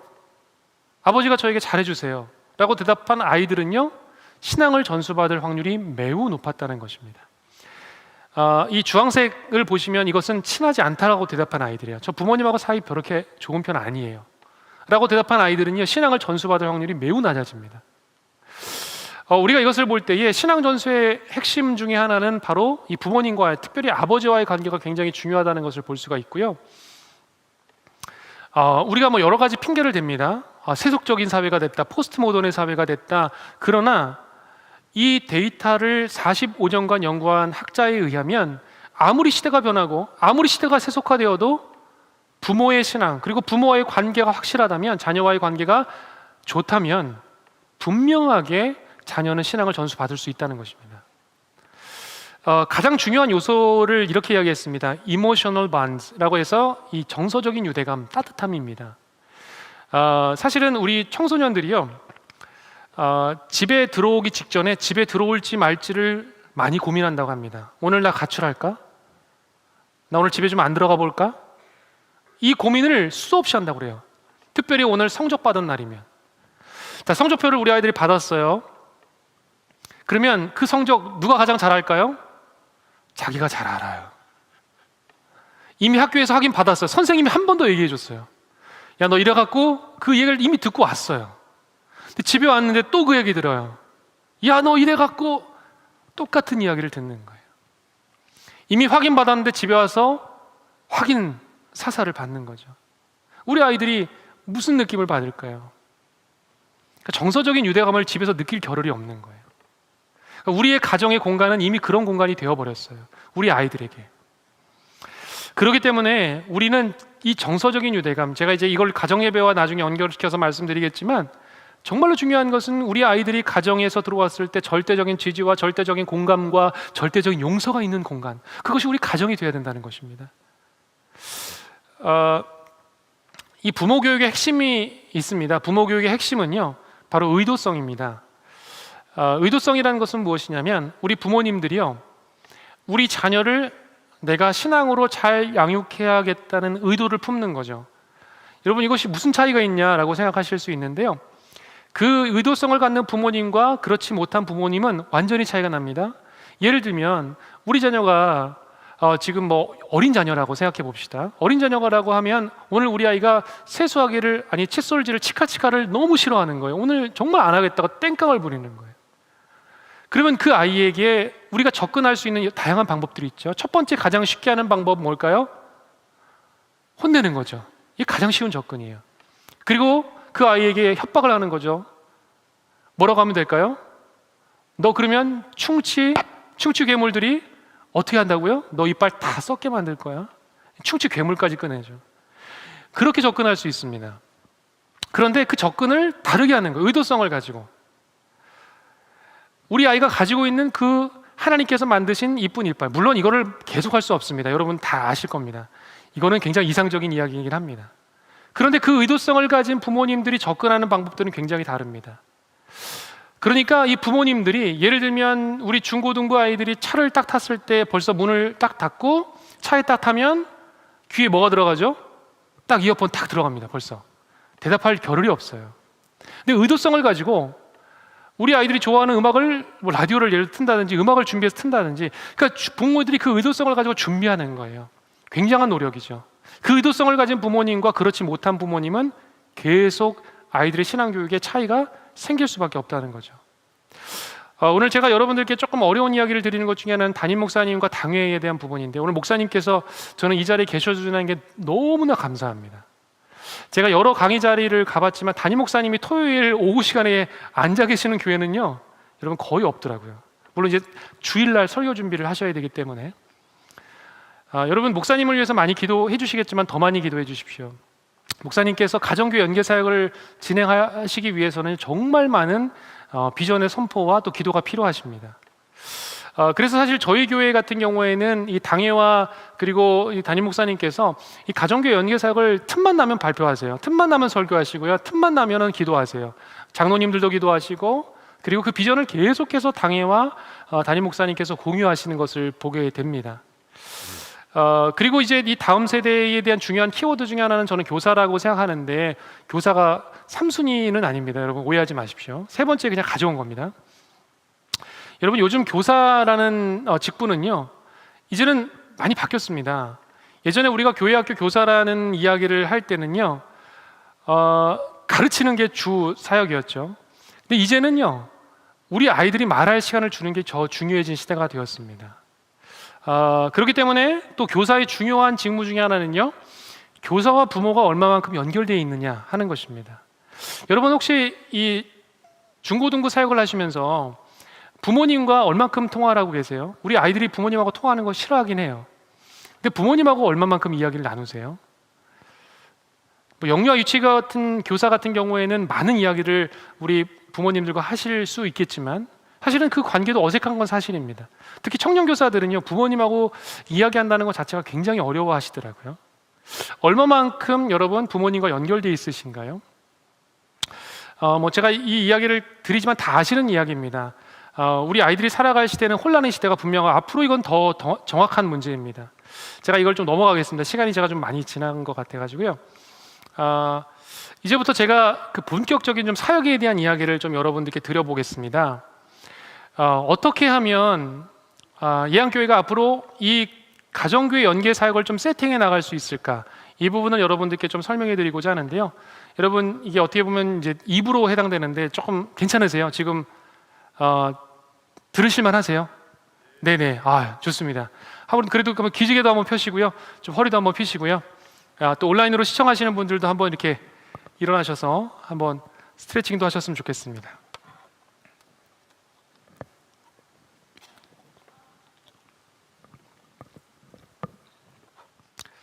원래는 제가 그 강의를 할 때 좀 선물을 많이 들고 오는 강사 중에 한 명이거든요. 그래서 막 퀴즈도 내고 막 맞춰 손 들고 맞히고 막 그러면 선물도 막 드리고 막 그래야 되는데 오늘 준비를 못했습니다. 핑계고요. 지금 코로나 상황이라서 막 너무 적극적으로 하지 못하는 것 같아서 좀 죄송합니다. 근데 여러분 너무 잘 들어주셔서 감사드리고요. 조금 더 힘내셔서 앞으로 한 25분, 30분 정도 시간을 지내면 좀 마무리할 수 있을 것 같습니다. 이제 부모를 가정의 신앙교사로 세우는 작업들이 정말 중요한 시대가 되었는데, 저희 교회도 사실은 한 2013년도부터 이 부모학교, 그러니까 굿페어런팅이라는 이름이 붙여진 부모 신앙훈련학교를 세웠습니다. 그래서 담임 목사님이시고요, 저희 교회. 굿페어런팅을 수료하신 우리 부모님들, 그러니까 8주간의 과정을 거치는데요. 그 소감문을 보면 무슨 소감문들, 다 소감문을 쓰시게 되어 있어요. 근데 그 소감문을 보면 첫 번째 이야기가 뭐냐면, 제가 너무 세속적인 부모였습니다. 거의 대부분 고백이 비슷하세요. 그러니까 내가 모태 신앙이었고 우리 자녀를 신앙으로 정말 잘 양육하고 있다고 나는 생각했는데 아니라는 거예요. 너무나 세속적이었다는 거예요. 그것이 부모님들의 첫 번째 고백입니다. 네. 저희 교회가 지금 이제 굿페어런팅 9기를 진행했고요. 수료자가 이제 300명이 넘기 시작했는데, 잠깐 그 과정을 설명해 드리면 8주간의 과정을 거쳐서 가정의 신앙 교사로 우리 부모님들을 훈련시키는 시간입니다. 저희 교회에서는 사실 2014년 전부터 이 프로그램을 시작했지만 그 이전에 전신, 그러니까 좋은 부모 학교가 있기는 있었습니다. 어찌됐건 본격적으로 시작한 것은 2013년도부터였습니다. 여기 있는 내용을 좀 보시면 기독학 부모의 정체성, 그리고 부모 코칭의 대화, 기독학 부모의 세계관과 학업관을 우리 부모님들에게 가르칩니다. 제가 계속해서 강조해 드리지만 우리 부모님, 즉 학업, 우리 자녀의 미래, 그리고 우리 자녀의 성적에 대해서 우리 부모님들이 거듭나지 않으면 우리 아이들 신앙이 정말 이 벽 가운데 막혀진 느낌이 많이 드는 것이죠. 그러니까 부모님들이 이걸 철저하게 깨트리는 작업들을 우리가 해야 됩니다. 그렇다고 우리 자녀들이 성적을 포기하는 것이 아니죠. 더 좋은 하나님의 비전으로 가득 찬 우리 아이들로 바뀌게 되는 것을 보게 되는데요. 저희 교회에서 이 굿페어런팅을 한 결과가 있습니다. 교회 학교가 자연스럽게 부흥했고요. 그리고 30, 40대 부모님들이 굉장히 많이 교회로 모여들기 시작하셨습니다. 그리고 무엇보다 중요한 것은, 저는 부흥도 중요하고 이 30, 40대 부모님들이 많이 오시는 것도 중요한데, 저는 이것보다 더 중요한 것이 바로 자녀 신앙교육의 주체자와 협력자의 역할을 한 것이죠. 그러니까 교회 학교 교사만 우리 아이들을 양육하는 것이 아니라 부모님이 정말 적극적으로 등장하시는 거예요. 그러니까 우리 아이들 수련회나 그리고 교회 학교에 무슨 일이 있으면 부모님들이 막 무슨 부대가 된 것처럼 막 활동하세요. 예를 들면 제가 이제 후반부에도 좀 설명드리겠지만 수련을 앞두고 부모 기도회가 있습니다. 여러분, 교사만 준비하는 것이 아닙니다. 다 기도회로 모이세요. 우리가 어떻게 금식할까요? 그럼 부모님들 막 금식표를 짜시고요. 우리 부모님들이 막 기도회로 막 모여드세요. 열심히 아이들을 위해서 기도해 주시고 중보자들이 막 늘어나기 시작해요. 여러분, 하나님께서 그렇게 역사하시기 시작하는 거죠. 그러니까 교회 학교 교사만 기도하는 그 수련회와 부모님들이 중보자로 다 달라붙어서 함께하는 그 수련회, 하나님이 어떻게 역사하실까요? 이것이 정말로 중요한 이 가정의 신앙교사의 역할입니다. 그 장면 제가 잠깐 보여드리고요. 네, 이 영상은 어떤 영상이냐면요. 제가 우리 부모님들에게 질문을 던졌어요. 그 부모학교를 진행하면서 최근에 우리 아이들에게 신앙적인 어떤 질문을 받으셨어요? 라고 질문을 던진 겁니다. 그랬더니 이제 우리 유아부, 유치부 아이들이 이런 질문을 했습니다. 하나님보다 사자가 더 센 거 많지? 이렇게 질문을 하고요. 그리고 초등학교 저학년 자녀의 질문 중에 저는 가장 독특했던 질문 중에 하나가, 여러분 요게벳의 노래 요즘 알고 계시죠? 요게벳의 노래 한번 들어보셨을 텐데요. 만약 엄마가 모세와 같은 상황이라면 나도 떠나보낼 거야? 우리 아이가 질문했는데 엄마가 굉장히 난감하셨대요. 그리고 이제 고학년, 중고등학교 자녀들에게 이제 부모님이 어떤 질문을 받으셨어요? 라고 물어봤더니요, 우리 아이들이요, 하나님 왜 악을 처벌하지 않으세요? 믿지 않는데도 왜 복 받는 부자들은 어떻게 된 거죠? 그러니까 아이들이 보기엔 굉장히 불이한 거죠. 우리 아이들이 벌써 초등학교 고학년이 되면 신학적인 질문을 던지기 시작해요. 그러니까 부모님들은 대부분 이런 질문을 받을 때 어떻게 하실까요? 엄마한테 물어보지 마. 전사한테 물어봐. 근데 우리 아이들이 제가 아까 말씀드렸지만 그 중요한 질문을 던지는 시기가 찾아올 때에 부모님들이 그 순간을 넘기면 안 돼요. 근데 우리 부모님들이 그것이 역량이 준비가 되어 있지 않고 어떻게 될지를 모르니까 그 질문을 그냥 대충 넘기시는 때가 많아요. 잘 모르고 대답할 때도 많고요. 그런데 그 아이들은 점점 그 질문에 대한 의문을 쌓아놓고 그래서 나중에 무슨 이야기를 할까요? 부모님이 믿는 하나님 나 더 이상 못 믿겠어요. 이런 이야기들을 우리 아이들이 한다는 것입니다. 이제 저희 교회가 하는 것 중에 하나가 이제 그 가정예배학교라는 것을 진행하는데요. 가정예배학교는 사실은 이 부모학교를 졸업하신 분들에 의해서 탄생된 이 학교입니다.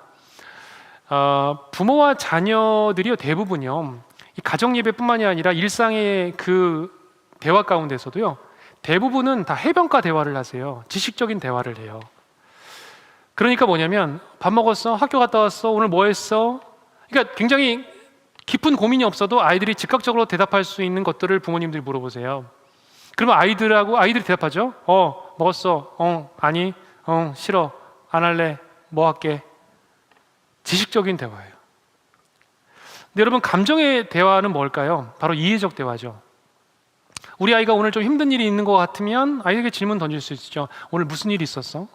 그러니까 자녀를 좀 이해할 수 있는 감정적인 터치가 일어나는 대화들이 이해적인 대화입니다. 그런데 이 자녀의 깊은 내면을 터치할 수 있는, 즉 비전을 터치할 수 있는 대화가 물론 많이 일어나는 건 아닙니다. 굉장히 드문 대화입니다. 그런데 하나님의 관점에서 하나님 이야기를 우리 아이들이 하기 시작할 때 바로 이 비전적인 대화가 이루어진다는 것이죠. 그렇기 때문에 이 가정 예배가 이 비전적인 대화를 터치하기가 가장 좋은 시간입니다. 사실은 우리가 그동안 지식적이고 이해적인 대화는 어느 정도 나름대로 노력해 옵니다. 부모님들 다 노력하실 거예요. 그런데 비전적인 대화는 별로 터치가 안 돼요. 근데 가정 예배는 이것에 대한 터치가 일어날 수 있는 하나님의 정말 축복과 같은 시간입니다. 그래서 가정 예배를 드리게 되는데요. 이제 저희 교회가 약 5주간의 그 워크숍 형태의 이 프로그램을 거쳐서요. 마지막 5주차 때에 저희가 이제 캠핑을 가요. 1박 2일 가정 예배 캠핑을 진행하는데요. 가정 예배 캠핑을 진행하면 가정 예배를 그동안 열심히 드렸다가 조금 어려워한 가정들, 그리고 가정 예배를 새롭게 도전하는 가정들이 이렇게 모여 가지고요. 가정 예배를 새롭게 다시 한번 소망을 품고 시작하시게 됩니다. 교육자들이 굉장히 좀 열심히 준비해 드립니다. 선생님들도 열심히 준비해 드리는데요. 바베큐 파티도 열어드리고, 그리고 저희 이제 노량진 수산시장이 근처에 가까이 있는데 노량진 수산시장에서 좋은 새우 뛰어다가 공급해 드리고 그런 작업들을 합니다. 네, 그 장면을 조금 보여드릴게요.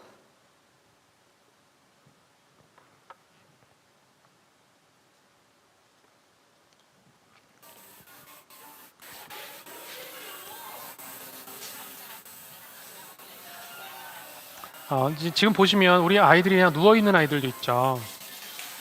가정 예배를 한번 드려보세요 라고 이야기했는데 우리 아이들이 그냥 이렇게 누워있어요. 관심 별로 없죠. 네, 보통 우리 같으면은 이제 혼내야 되죠. 목사님 옆에 있고 다른 가정이 있는데 이 녀석이 지금 어디서 누워있냐고 할 법하지만, 네, 저희 교회는 가정 예배를 훈련시킬 때 절대 혼내지 마십시오 라고 가르쳐 드립니다. 아이들은 언젠가 돌아오게 돼 있습니다. 기다려주세요. 네, 이 마지막 가정은 이제 태중의 아이를 잉태한 상황 가운데 가정예배 학교를 너무 사모해서 참여하신 가정이었어요. 처음에 저희가 말렸는데 너무 하고 싶다고 하신 가정입니다. 여러분 보셨겠지만 이 가정예배 학교에서 저희가 이제 가정예배 학교를 하면서 가르쳐 드리는 것은 가정예배는 절대로 훈육하는 자리가 아니라고 그래요. 훈육하는 자리가 아니다. 보통 우리가 이제 부모님들이 가정 예배를 드릴 때 가장 많이 하시는 실수 중에 첫 번째가 뭐냐면 가정 예배 시간을 훈육의 시간으로 생각하시는 거예요. 오늘 말씀이 아주 좋은 말씀이 나왔어요. 자녀를 혼내기에 너무 좋은 말씀 나왔어요. 그러면 부모님이 찬스로 삼으시는 거예요. 봐, 하나님 뭐라고 하셨어? 이거 읽어봐. 네가 읽어봐. 그러면 자녀가 무슨 생각할까요? 가정 예배는 혼나는 시간이에요. 훈육받는 시간이에요. 그럼 우리 아이들의 마음 가운데 가정 예배는 앞으로 드리고 싶지 않은 시간이 되는 거예요. 그러면 우리 아이들은 이제 가정예배 드리자 하면 벌써 배 아프다 그래요. 핑계와 이유를 대기 시작하는 거죠. 이 가정예배 학교는 저희가 그런 디테일들을 가르쳐 드리는 시간입니다. 절대 혼내지 마시고 기다려 주시고, 그리고 가정예배의 11가지 모델을 제시해 드립니다. 그래서 저희가 여러 가지 모델을 제가 지금 다 말씀드릴 수는 없지만, 저희가 흔히 알고 있는 전통적인 가정예배 형식뿐만이 아니라 독서형 가정예배, 예술형 가정예배, 그리고 큐티형 가정예배, 여러 가지 다양한 가정예배들을 제시해 드리는데요. 올해 이제 가정예배 학교가 저희가 사실은 코로나 때문에 직접적으로 모이지 못해서 올해는 온라인으로 저희가 진행을 해봤는데요. 네, 좀 이번에는 특별한 경험을 저희도 해봤습니다. 원래는 부모님들만 보통 모여서 하시고 아이들은 따로 모여 있었어요. 근데 이번에는 줌으로 저희가 이 가정예배 학교를 진행하면서 세대가 같이 모인 거죠. 부모님하고 자녀가 함께 모여서 가정예배 학교를 진행했는데요. 참 감사한 것은 우리 아이들이 가정예배 학교가 재밌었대요. 저는 되게 지루할 줄 알았거든요. 강의도 들어야 되고, 그리고 미션도 수행해야 되고 했는데, 그 가정예배 학교를 아이들이 끝나고 나서 가장 많이 했던 이야기가, 목사님 너무 재밌었어요 라고 이야기를 하는 것을 보면서 부모님과 우리 아이들이 뭔가를 하는 것에 대한 갈망들이 굉장히 많구나, 그런 생각들을 많이 했습니다. 그러면서 제가 이제 한 가지 팁을 드리면요, 저희도 이제 가정예배 학교를 진행하면서 부모님들을 훈련시키면서 자녀들을 이렇게 베이비 케어를 도와드렸어요. 그러니까 젊은 세대들을 베이비 케어를 이렇게 도와드렸는데, 부모님들이 베이비 케어가 없으면 사실 요즘 30대, 40대 부모님들은 교회에서 훈련받기가 쉽지 않아 하시더라고요. 그래서 저희가 베이비 케어를 처음에 하면서 그냥 아이들 열심히 놀아주고 재밌는 것도 보여주고 하면 아이들 재밌게 놀았다라고 생각할 수도 있겠다라고 했는데, 저희가 해를 거듭하면서 느낀 것은 베이비 케어 시간이 우리 아이들이 신앙 양육을 받기에 너무 좋은 시간인 거예요. 그러다 보니까 그 베이비 케어의 그 커리큘럼하고 부모님들이 가정예배 때 배우는 커리큘럼을 맞추기 시작했어요. 그래서 부모님들이 배우는 그 큰 그림, 그 커리큘럼을 우리 자녀들이 이 베이비 케어 시간에 배울 수 있으면 얼마나 좋을까, 그걸 연결할 수 있으면 얼마나 좋을까를 고민하기 시작했고요. 그래서 아이들이 그 베이비 케어 시간, 그러니까 부모님들이 가정예배 학교를 가는 시간을 너무 좋아하더라고요. 기다리는 거예요. 교회 가면 너무 좋은 시간을 보내니까. 그래서 부모님들이 교회 나가고 교회 훈련받고 부모 학교를 하고 그리고 가정예배 학교를 하는 것을 부모님들이 너무나 기다려 하는 것을 보게 되었습니다. 이런 건 좀 디테일인데 그냥 설명을 좀 드리고요. 그리고 이제 구페어런팅이 끝나면 그걸로 끝나는 것이 아니라 계속해서 그 그룹들을 만들어 드려서, 이건 사춘기 우리 부모님들 그룹이었는데요, 사춘기 부모님들 연령대별로 계속 묶어서 부모님들이 계속해서 그 기수 모임을 가질 수 있도록 저희가 도움을 드리고 있습니다.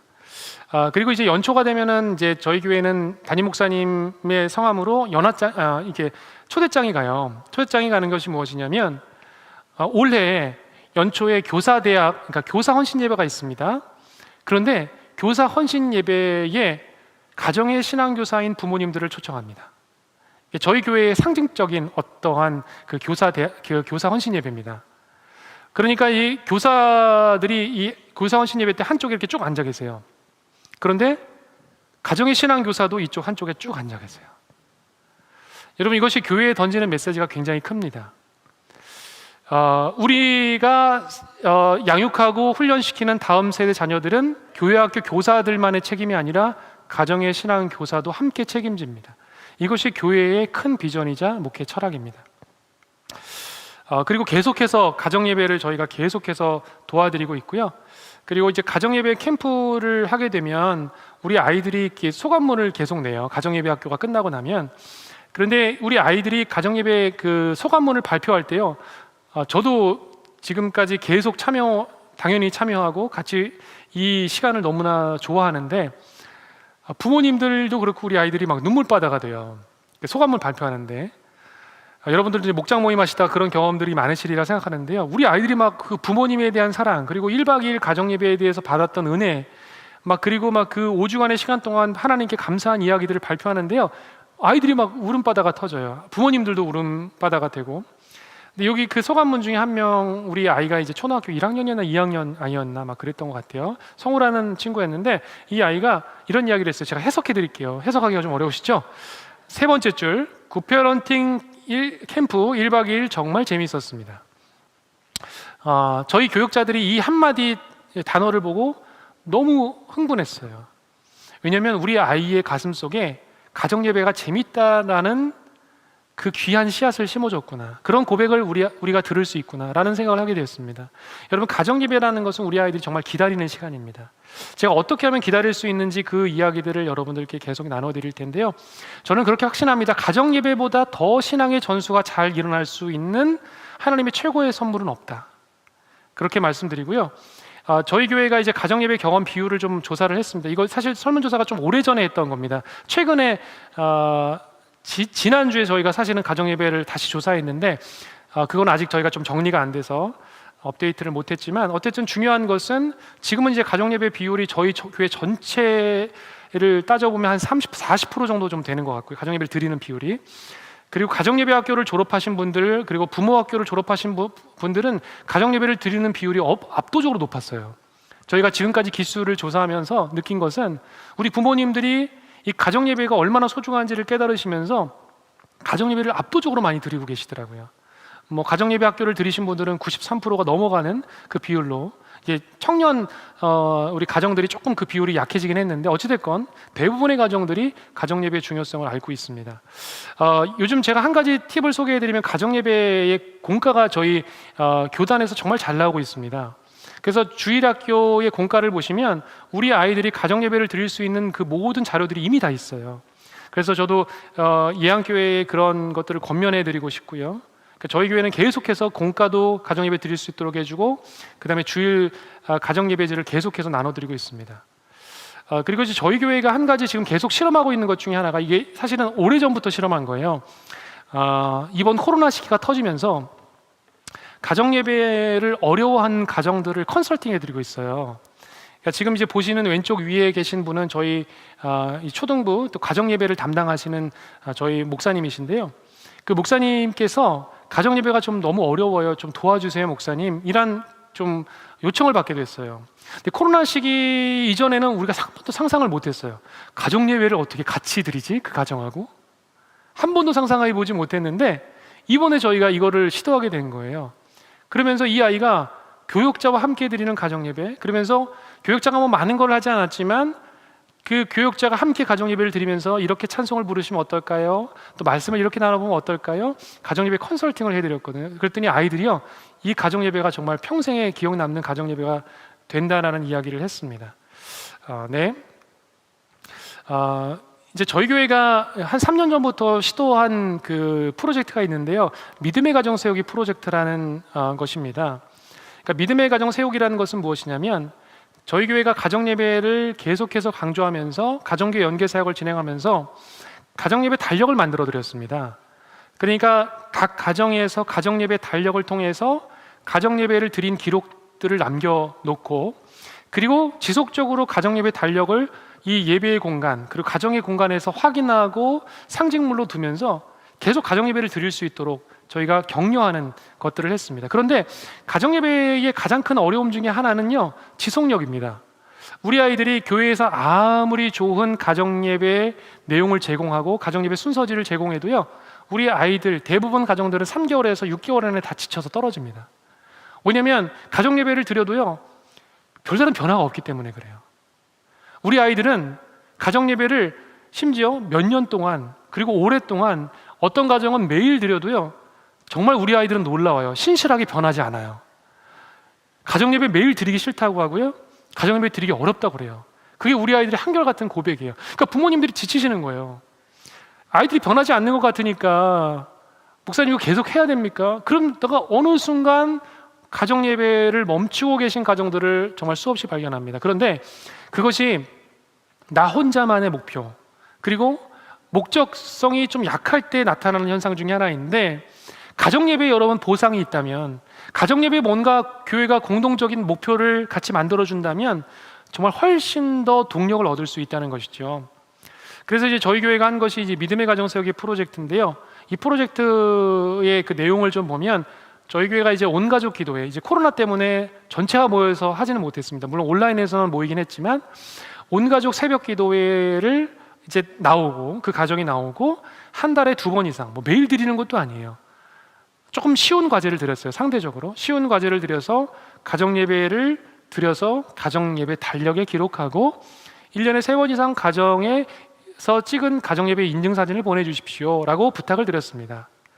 그래서 이 가정 예배 달력의 샘플을 여러분들께 잠깐 보여드리면요, 이 가정 예배 달력을 통해서 우리 아이들이요 부모님들을 통해서 그 달별로 축복 주제를 받을 수 있어요. 그래서 이 달에는 우리 자녀를 위해서 기도하고, 이 달에는 자녀의 말에 경청할 수 있는 부모가 되게 해주시고, 우리 자녀가 경청할 수 있는 자녀가 되게 해주십시오라고 우리 부모님이 그 달의 주제를 가지고 축복하고 예배를 드릴 수 있도록 도와드렸습니다. 그랬더니 우리 자녀들이요 정말 놀랍게 그 가정 예배지를 기록하는 것들을 보게 되었는데요, 저는 이 내용을 볼 때마다 참 감동받는 것은 우리 자녀들이 가정 예배 가운데서 교육자를 위해서 기도하고 있더라고요. 그 가정에서 제가 이걸 보니까 너무 힘이 생기는 거예요.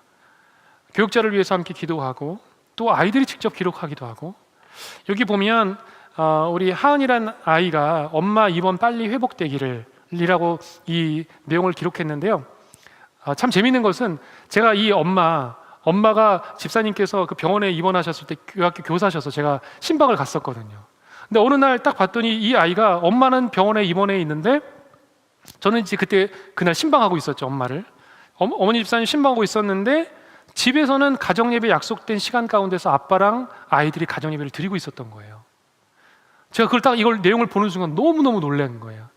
엄마를 위해서, 어떤 형편에 있는 가족들을 위해서 함께 기도해주는 가정예배, 정말로 귀한 가정예배구나 라는 생각들을 하게 되었습니다. 그래서 믿음의 가정 세우기의 결과는 분명합니다. 믿음의 가정들이 탄생되고 가정예배 비율이 상승됐고, 계속해서 교회에 좋은 사건들이 일어났습니다. 그래서 가정예배 인증사진은 수백 장, 수천 장이 들어왔고요, 정말 많은 가정예배 사진이 들어왔고, 이제 저희 교회가 토요일 그 온가족 기도회, 그러니까 온 가족이 모이는 새벽 기도회가 정말 많이 부흥했어요. 그러니까 저희는 똑같이 하고 있던 거예요. 아까 제가 이제 초반에 피보팅이라는 개념을 설명드렸는데, 저희 교회가 똑같이 하고 있는 거였어요. 온 가족 기도회 이전에도 있었거든요. 근데 믿음의 가정 세우기라는 그 공동의 목표를 딱 내세워 드리니까 가정들이 정말 온 가족 기도회를 열심히 나오기 시작했습니다.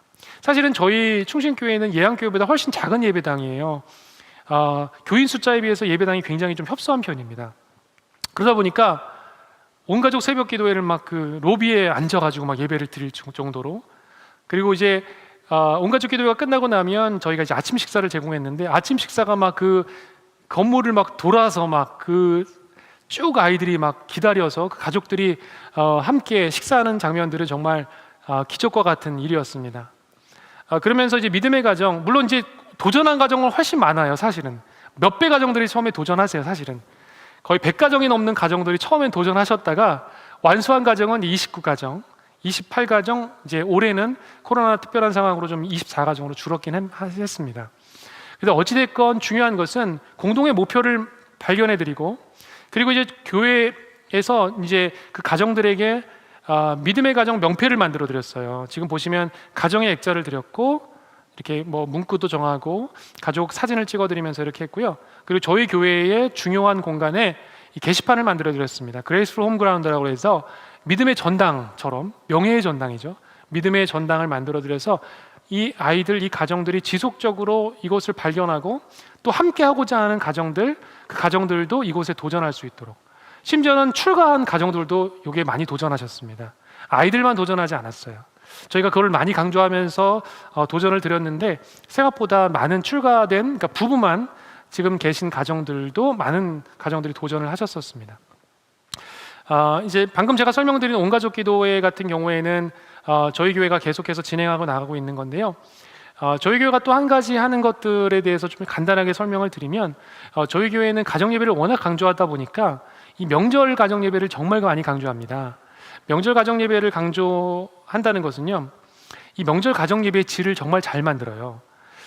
예양교회가 어떻게 만드시는지 저는 잘 알지는 못하지만, 저희 교회가 이 명절 가정 예배의 질을 만들 때 약 한 달 반을 준비합니다. 그러니까 명절이 다가오면 한 달 반 전부터 이 가정 예배를 준비하기 시작합니다. 예배 지 디자인, 그리고 예배지의 지필, 그 내용들을 한 달 반 전부터 준비하면서 충분히 미리, 그러니까 명절이 다가오면 급하게 그 전주에 드리는 것이 아니라 아주 미리미리 드려요. 그래서 미리미리 드려서 가정이 준비할 수 있도록, 가정 예배를 준비할 수 있도록 하는데, 그 원인 중에 하나는 무엇이냐면, 명절 가정 예배보다 믿지 않는 가정을 전도하기가 좋은 찬스가 없더라고요. 실제로 이제 이 명절 가정 예배지를 통해서 정말 많은 믿지 않는 가정들이 예수님을 영접하게 되는 역사들이 많이 일어났고요. 실제로 우리 자녀들이 움직이기 시작하니까요, 우리 조부모님들이 반응하기 시작해요.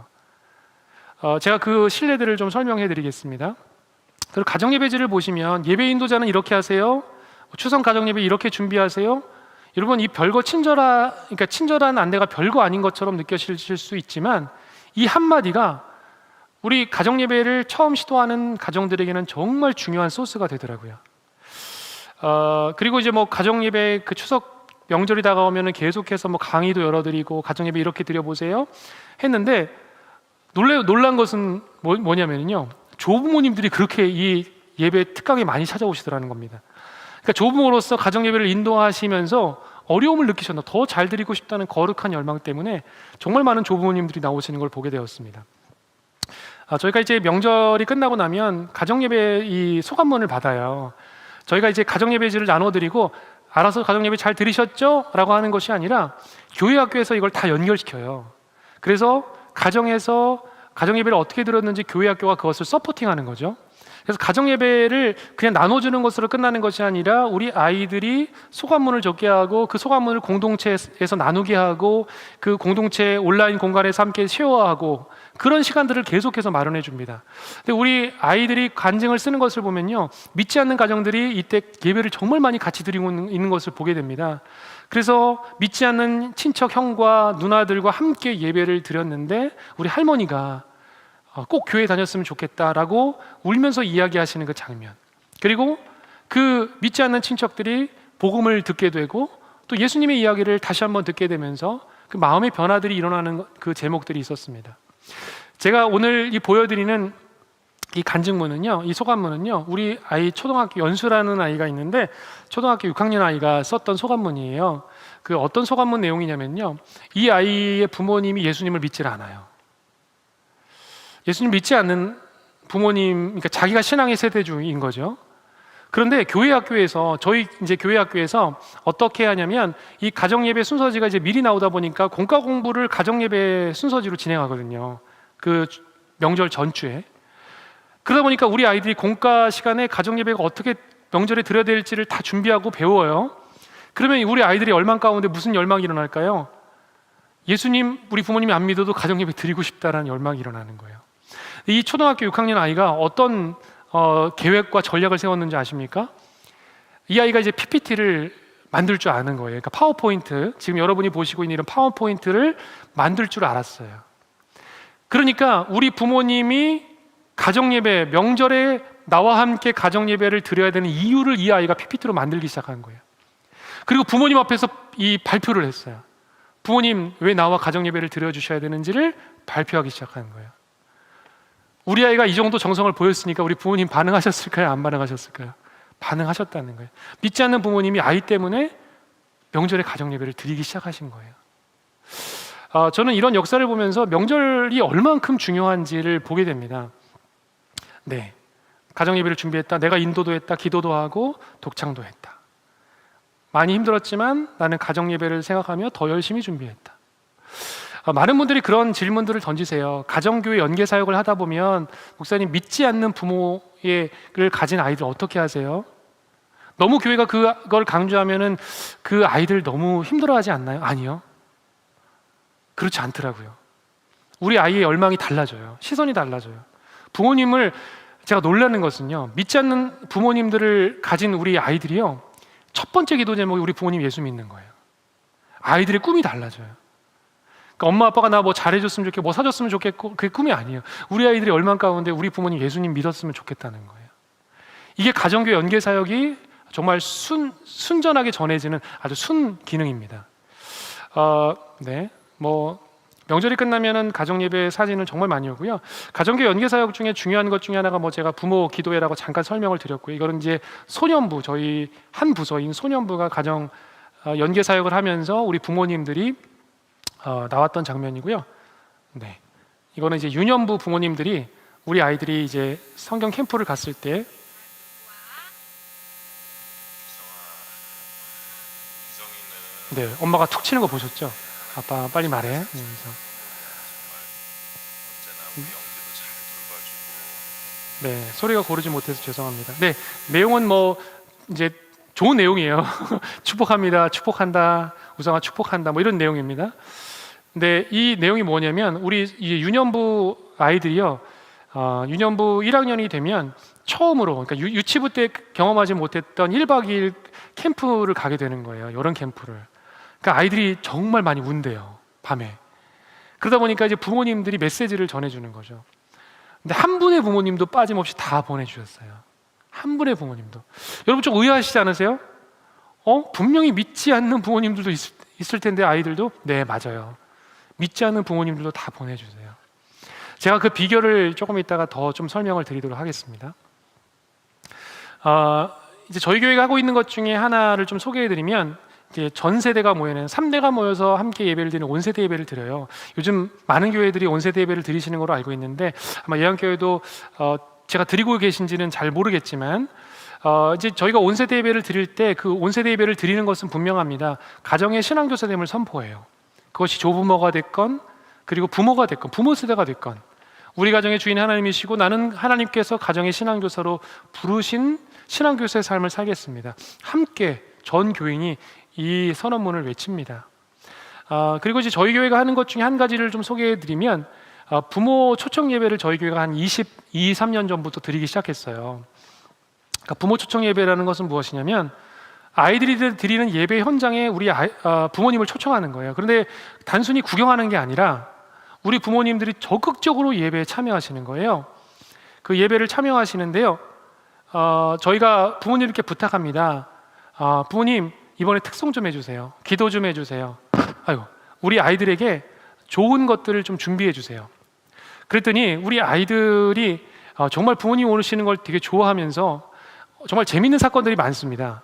그러니까 부모님들이 좋아하시는 거, 아이들하고 함께 할 수 있는 게 뭐가 있을까요? 물어봤어요. 그랬더니 어느 부모님께서 그렇게 이야기하십니다. 우리 아이가 제일 잘하는 것이, 그리고 제가 제일 잘하는 게 훌라후프 돌리기인데 목사님 혹시 괜찮을까요? 이러는 거예요. 그러니까 무슨 이야기냐면 그 유년부 그 부모 초청 예배 시간에 갑자기 부모님과 아이가 나와서 훌라후프를 돌리고 있는 거예요. 왜 부탁을 드렸느냐 하면 부모님과 아이가 가장 잘하실 수 있는 걸 좀 해주세요. 뭔가를 발표할 수 있는 것을 좀 해주세요 했더니 훌라후프를 열심히 와서 돌렸습니다. 이건 하나의 에피소드인데요, 정말 중요한 것은 우리 아이들이 그 예배의 순간에 부모님과 함께 어떤 예배를 경험하는지, 심지어 그것이 교회 학교 현장 가운데서 어떤 예배를 경험하는지가 굉장히 중요합니다. 이 장면은 우리 부모님들께, 유아부 부모님들께 저희 교육자들이 부탁을 드렸어요. 아이들을 축복해 줄 수 있는 메시지를 조금 준비해 주세요 라고 부탁한 거예요. 그랬더니 우리 부모님이 아이를 축복해 줄 수 있는 메시지를 준비하셨습니다. 여러분 지금 이제 보시면 아시겠지만 한 명의 아이도, 그러니까 이게 이제 무슨 딸기반, 우리 아이 한 명, 그 한 반입니다. 전체 부모가 다 나온 게 아니라 반별로 계속 돌아가면서 저희가 달별로 하는데 지금 보시면 우리 부모님들이 안 나온 가정은 한 가정도 없습니다. 특별히 유아부, 유치부, 영아부는 정말 좋아요. 그러니까 안 믿는 부모님도 나오시기에 정말 좋은 때가 이때입니다. 거부감이 좀 덜 하시거든요, 확실히. 그리고 아빠들도 대부분 다 나오세요. 정말 중요한 타이밍입니다. 그리고 저희가 이 타이밍 때 뭘 하냐면 교역자하고 부모님하고 만납니다. 선생님하고 만나요. 부장님하고 만나요. 그래서 무슨 이야기를 하냐면 우리 교회는, 그리고 우리 부서는 이제 앞으로 부모님에게 이런 메시지를 드릴 겁니다. 그리고 이런 어떤 전달물들을 드릴 겁니다. 이런 브로셔들을 드릴 겁니다. 근데 부모님들이 해주셔야 될 역할이 있어요. 우리 자녀들을 이렇게 가르쳐 주십시오. 가정의 신앙교사가 되어서 양육해 주십시오. 이렇게 부모님들과 함께 만남의 시간을 갖습니다. 그리고 기도 제목도 나누고요. 우리 부장님과 그리고 우리 선생님과 만나는 시간을 갖습니다. 네, 이거는 제가 좀 넘어가겠습니다. 저희 교회에서 이제 매주 하고 있는 부모 축복 기도회라는 것인데요. 그리고 이제 신년 초에 저희 교회가 하고 있는 것 중에 하나는 이제 다음 세대가 모여서 함께 기도하는 다음 세대 특별 새벽 기도회고요. 이제 목사님께서 우리 다음 세대 자녀들을 안수하면서 축복해 주시는 내용입니다. 네, 제가 이걸 2개 가져왔네요. 네, 요거 영상을 한번 보도록 하겠습니다.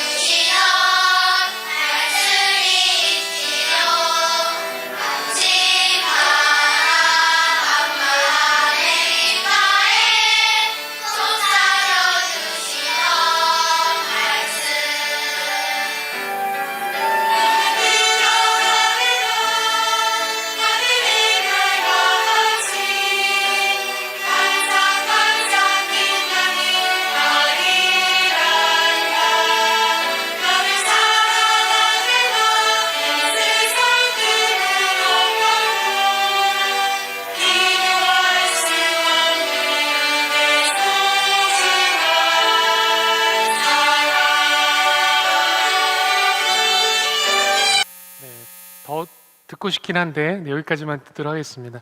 여러분 어떤 것을 느끼셨나요? 사실은 우리가 교회 학교 행사를 진행하게 되면 아이들이 나와서 좀 죄송한 용어지만 재롱잔치를 하는 교회 학교 행사가 대부분입니다. 아이들 나와서 열심히 준비한 거 발표하고 들어가면 부모님들의 역할은 뭘까요? 열심히 사진 찍어주는 겁니다. 근데 사실은 교회에서 좋은 카메라로 찍어주는 게 훨씬 더 잘 나와요. 다 보여드리고 요즘에 유튜브로 다 공개되기 때문에 훨씬 더 좋은 장면들을 할 수 있어요. 근데 부모의 역할은 그것이 아니거든요. 사진 찍어주는 역할이 아니에요. 그 예배 현장에 우리 자녀들에게 함께 참여하고 메시지를 던지는 것이 우리 부모님의 역할이라는 거죠. 그러니까 교회가 그것을 만들어주고 제공하는 것이 정말로 필요하다는 것입니다. 아까 제가 잠깐 소개해드렸는데요. 교회학교 교사 그리고 가정의 신앙교사가 교사원 신예배를 드리는 건데요. 제가 이거 반복돼서 죄송합니다. 제가 이제 이야기가 좀 마무리 시점으로 가고 있는 것 같습니다. 미국에서 제가 그 2017년도 아까 그 D6 컨퍼런스라는 그 세미나를 참석했을 때에 미국의 달라스에 있는 한 교회를 방문을 했습니다. 한국에도 잘 안 알려져 있던 교회이고 저도 그 교회가 어떤 모습을 갖고 있는지 몰랐는데 사실은 이 교회를 방문하려고 했던 것이 아니라 다른 교회를 가려고 했는데 강의 중에 이 목사님이 너무 강의가 인상 깊어서 이 교회를 급하게 찾아간 것입니다. 근데 이 교회의 공간에 이 홈포인트라는 공간을 갖고 있었는데요. 이 공간이 어떤 공간이냐면 가정신앙훈련 리소스 센터라는 곳이었습니다. 그 안을 들어가 봤더니 이렇게 생겼어요. 이 공간이 뭐냐면 우리 부모님들이 우리 자녀를 양육하다가 신앙적인 고민을 만나는 거예요. 우리 아이가 지금 사춘기가 너무 심한데 어떻게 하면 좋을까요? 라는 고민을 가지고 이 공간에 오면 자료가 다 준비되어 있어요. 우리 아이가 지금 조금 어느 부분에 중독적인 성향이 강한데 어떻게 하면 좋을까요? 이곳에 오면 그 모든 자료가 다 준비되어 있어요. 심지어는 그냥 성경적인 가이드는 물론이거니와 그 안에 예를 들면 조금 심각한 문제, 조금 치료가 필요한 문제, 도움이 필요한 문제는요, 중요한 기관들 그리고 인터넷 사이트들 모든 자료가 다 정리되어 있어요. 패키지로. 그러니까 그 이슈가 딱 터지면 이 도움을 받으면 되는 것입니다. 그리고 항상 이 담당 목사님이 상주를 하고 계셔서 그 부모님과 아이들과 언제든지 그 코칭을 해주고 상담을 해주는 것을 보게 되었습니다. 저는 이것을 보면서 굉장한 충격을 받았어요. 왜 한국에는 이런 것을 하지 못할까? 그러면서 이 교회가 열심히 하고 있는 것 중에 하나가 바로 그것이었습니다. 레이크 포인트 교회인데요. 이 교회가 가정신앙순례학교 12돌을 만들었더라고요. 그 12돌이라는 것이 무엇이나 봤더니 우리 아이가 그러니까 청소년기를 졸업할 때까지, 즉 청년기로 들어갈 때까지 18살 때까지 부모가 우리 자녀에게 꼭 이런 신앙의 개념들을 가르쳐 주십시오. 이런 신앙 개념을 꼭 가르쳐 주십시오. 0세부터 2세까지는 이런 신앙 개념, 이런 부모의 결단을 해 주십시오. 그리고 우리 아이가 3살부터 4살까지는 부모님께서 이런 부분을 가르쳐 주십시오. 이것을 계속해서 반복해 주십시오. 이것을 가르치고 있더라고요. 그래서 제가 이것을 보면서 참 많은 충격을 받았습니다. 그리고 한국 교회에도 이런 것들을 조금 증거할 수 있을까를 고민하면서 이제 저희 교회가 이 부분들을 좀 준비하려고 노력을 했었고요. 그것이 이제 유튜브 채널을 만드는 것이었는데요. 네, 부모를 솔루션하고 부모를 가정의 신앙교사로 세우는 그런 작업들입니다. 네, 제가 넘겨드릴게요.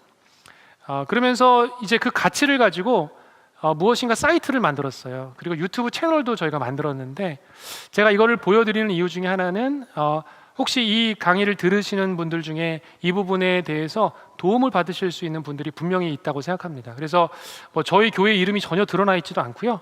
그냥 저희는 저희의 가치와 목회 철학을 위해서 이 부분들을 한국교회에 그냥 섬기는 마음으로 사역하고 있습니다. 좀 폰트가 깨져서 죄송한데요. 오늘 강의를 좀 마무리하면서 그런 생각을 합니다.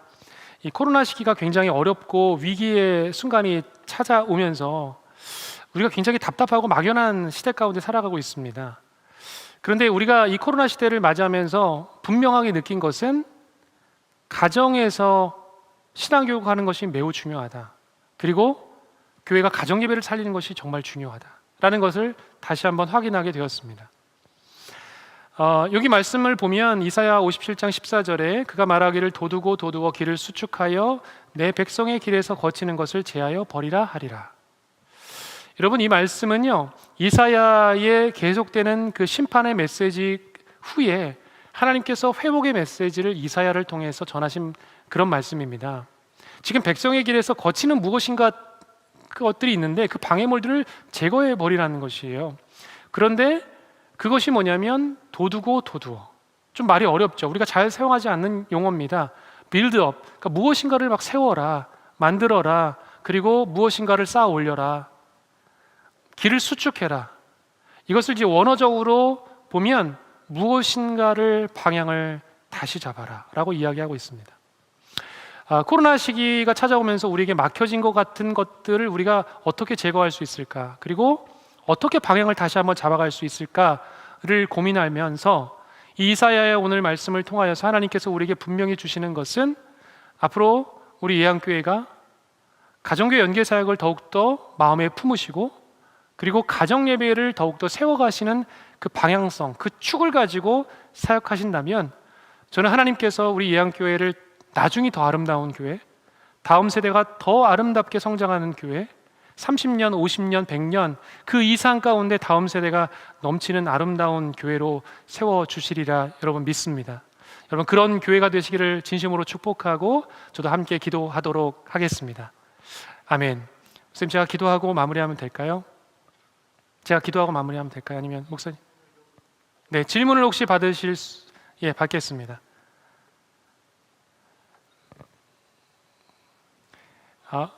네, 질문이 없다는 것은 강의를 아주 잘했거나 여러분들이 이해력이 너무 좋으시거나 네. 네, 감사합니다. 네, 알겠습니다. 목사님, 감사합니다. 기도하겠습니다. 하나님, 감사합니다. 우리 예양교회를 참 많이 사랑해 주시고, 이 코로나 시기에 어려운 시기를 겪으면서도 다음 세대와 또 하나님께서 원하시는 이 목회의 방향성을 다시 한번 찾기 위해서 이렇게 귀한 세미나를 열 수 있도록 인도해 주신 하나님께 감사를 드립니다. 하나님, 우리 예양교회에게 하나님의 비전을 허락하여 주시고 길을 찾아주시고 또 하나님께서 가장 선한 길로 인도해 주실 줄로 믿사오니, 하나님 함께 동행하여 주시고 역사하여 주셔서 오늘 이사야에게 주신 그 말씀의 놀라운 은혜를 우리 예양교회의 모든 성도님들 가운데도 허락하여 주시옵소서. 그리하여서 다음 세대가 더 아름다워지는 교회, 다음 세대가 더 살아나는 교회, 하나님을 다음 세대가 더 사랑하는 교회, 믿음의 세대들이 세워질 수 있도록 복의 복을 더하여 주시옵소서. 오늘 함께해 주신 현장에 나오신 모든 분들을 축복하여 주시고 또 온라인에서 함께하는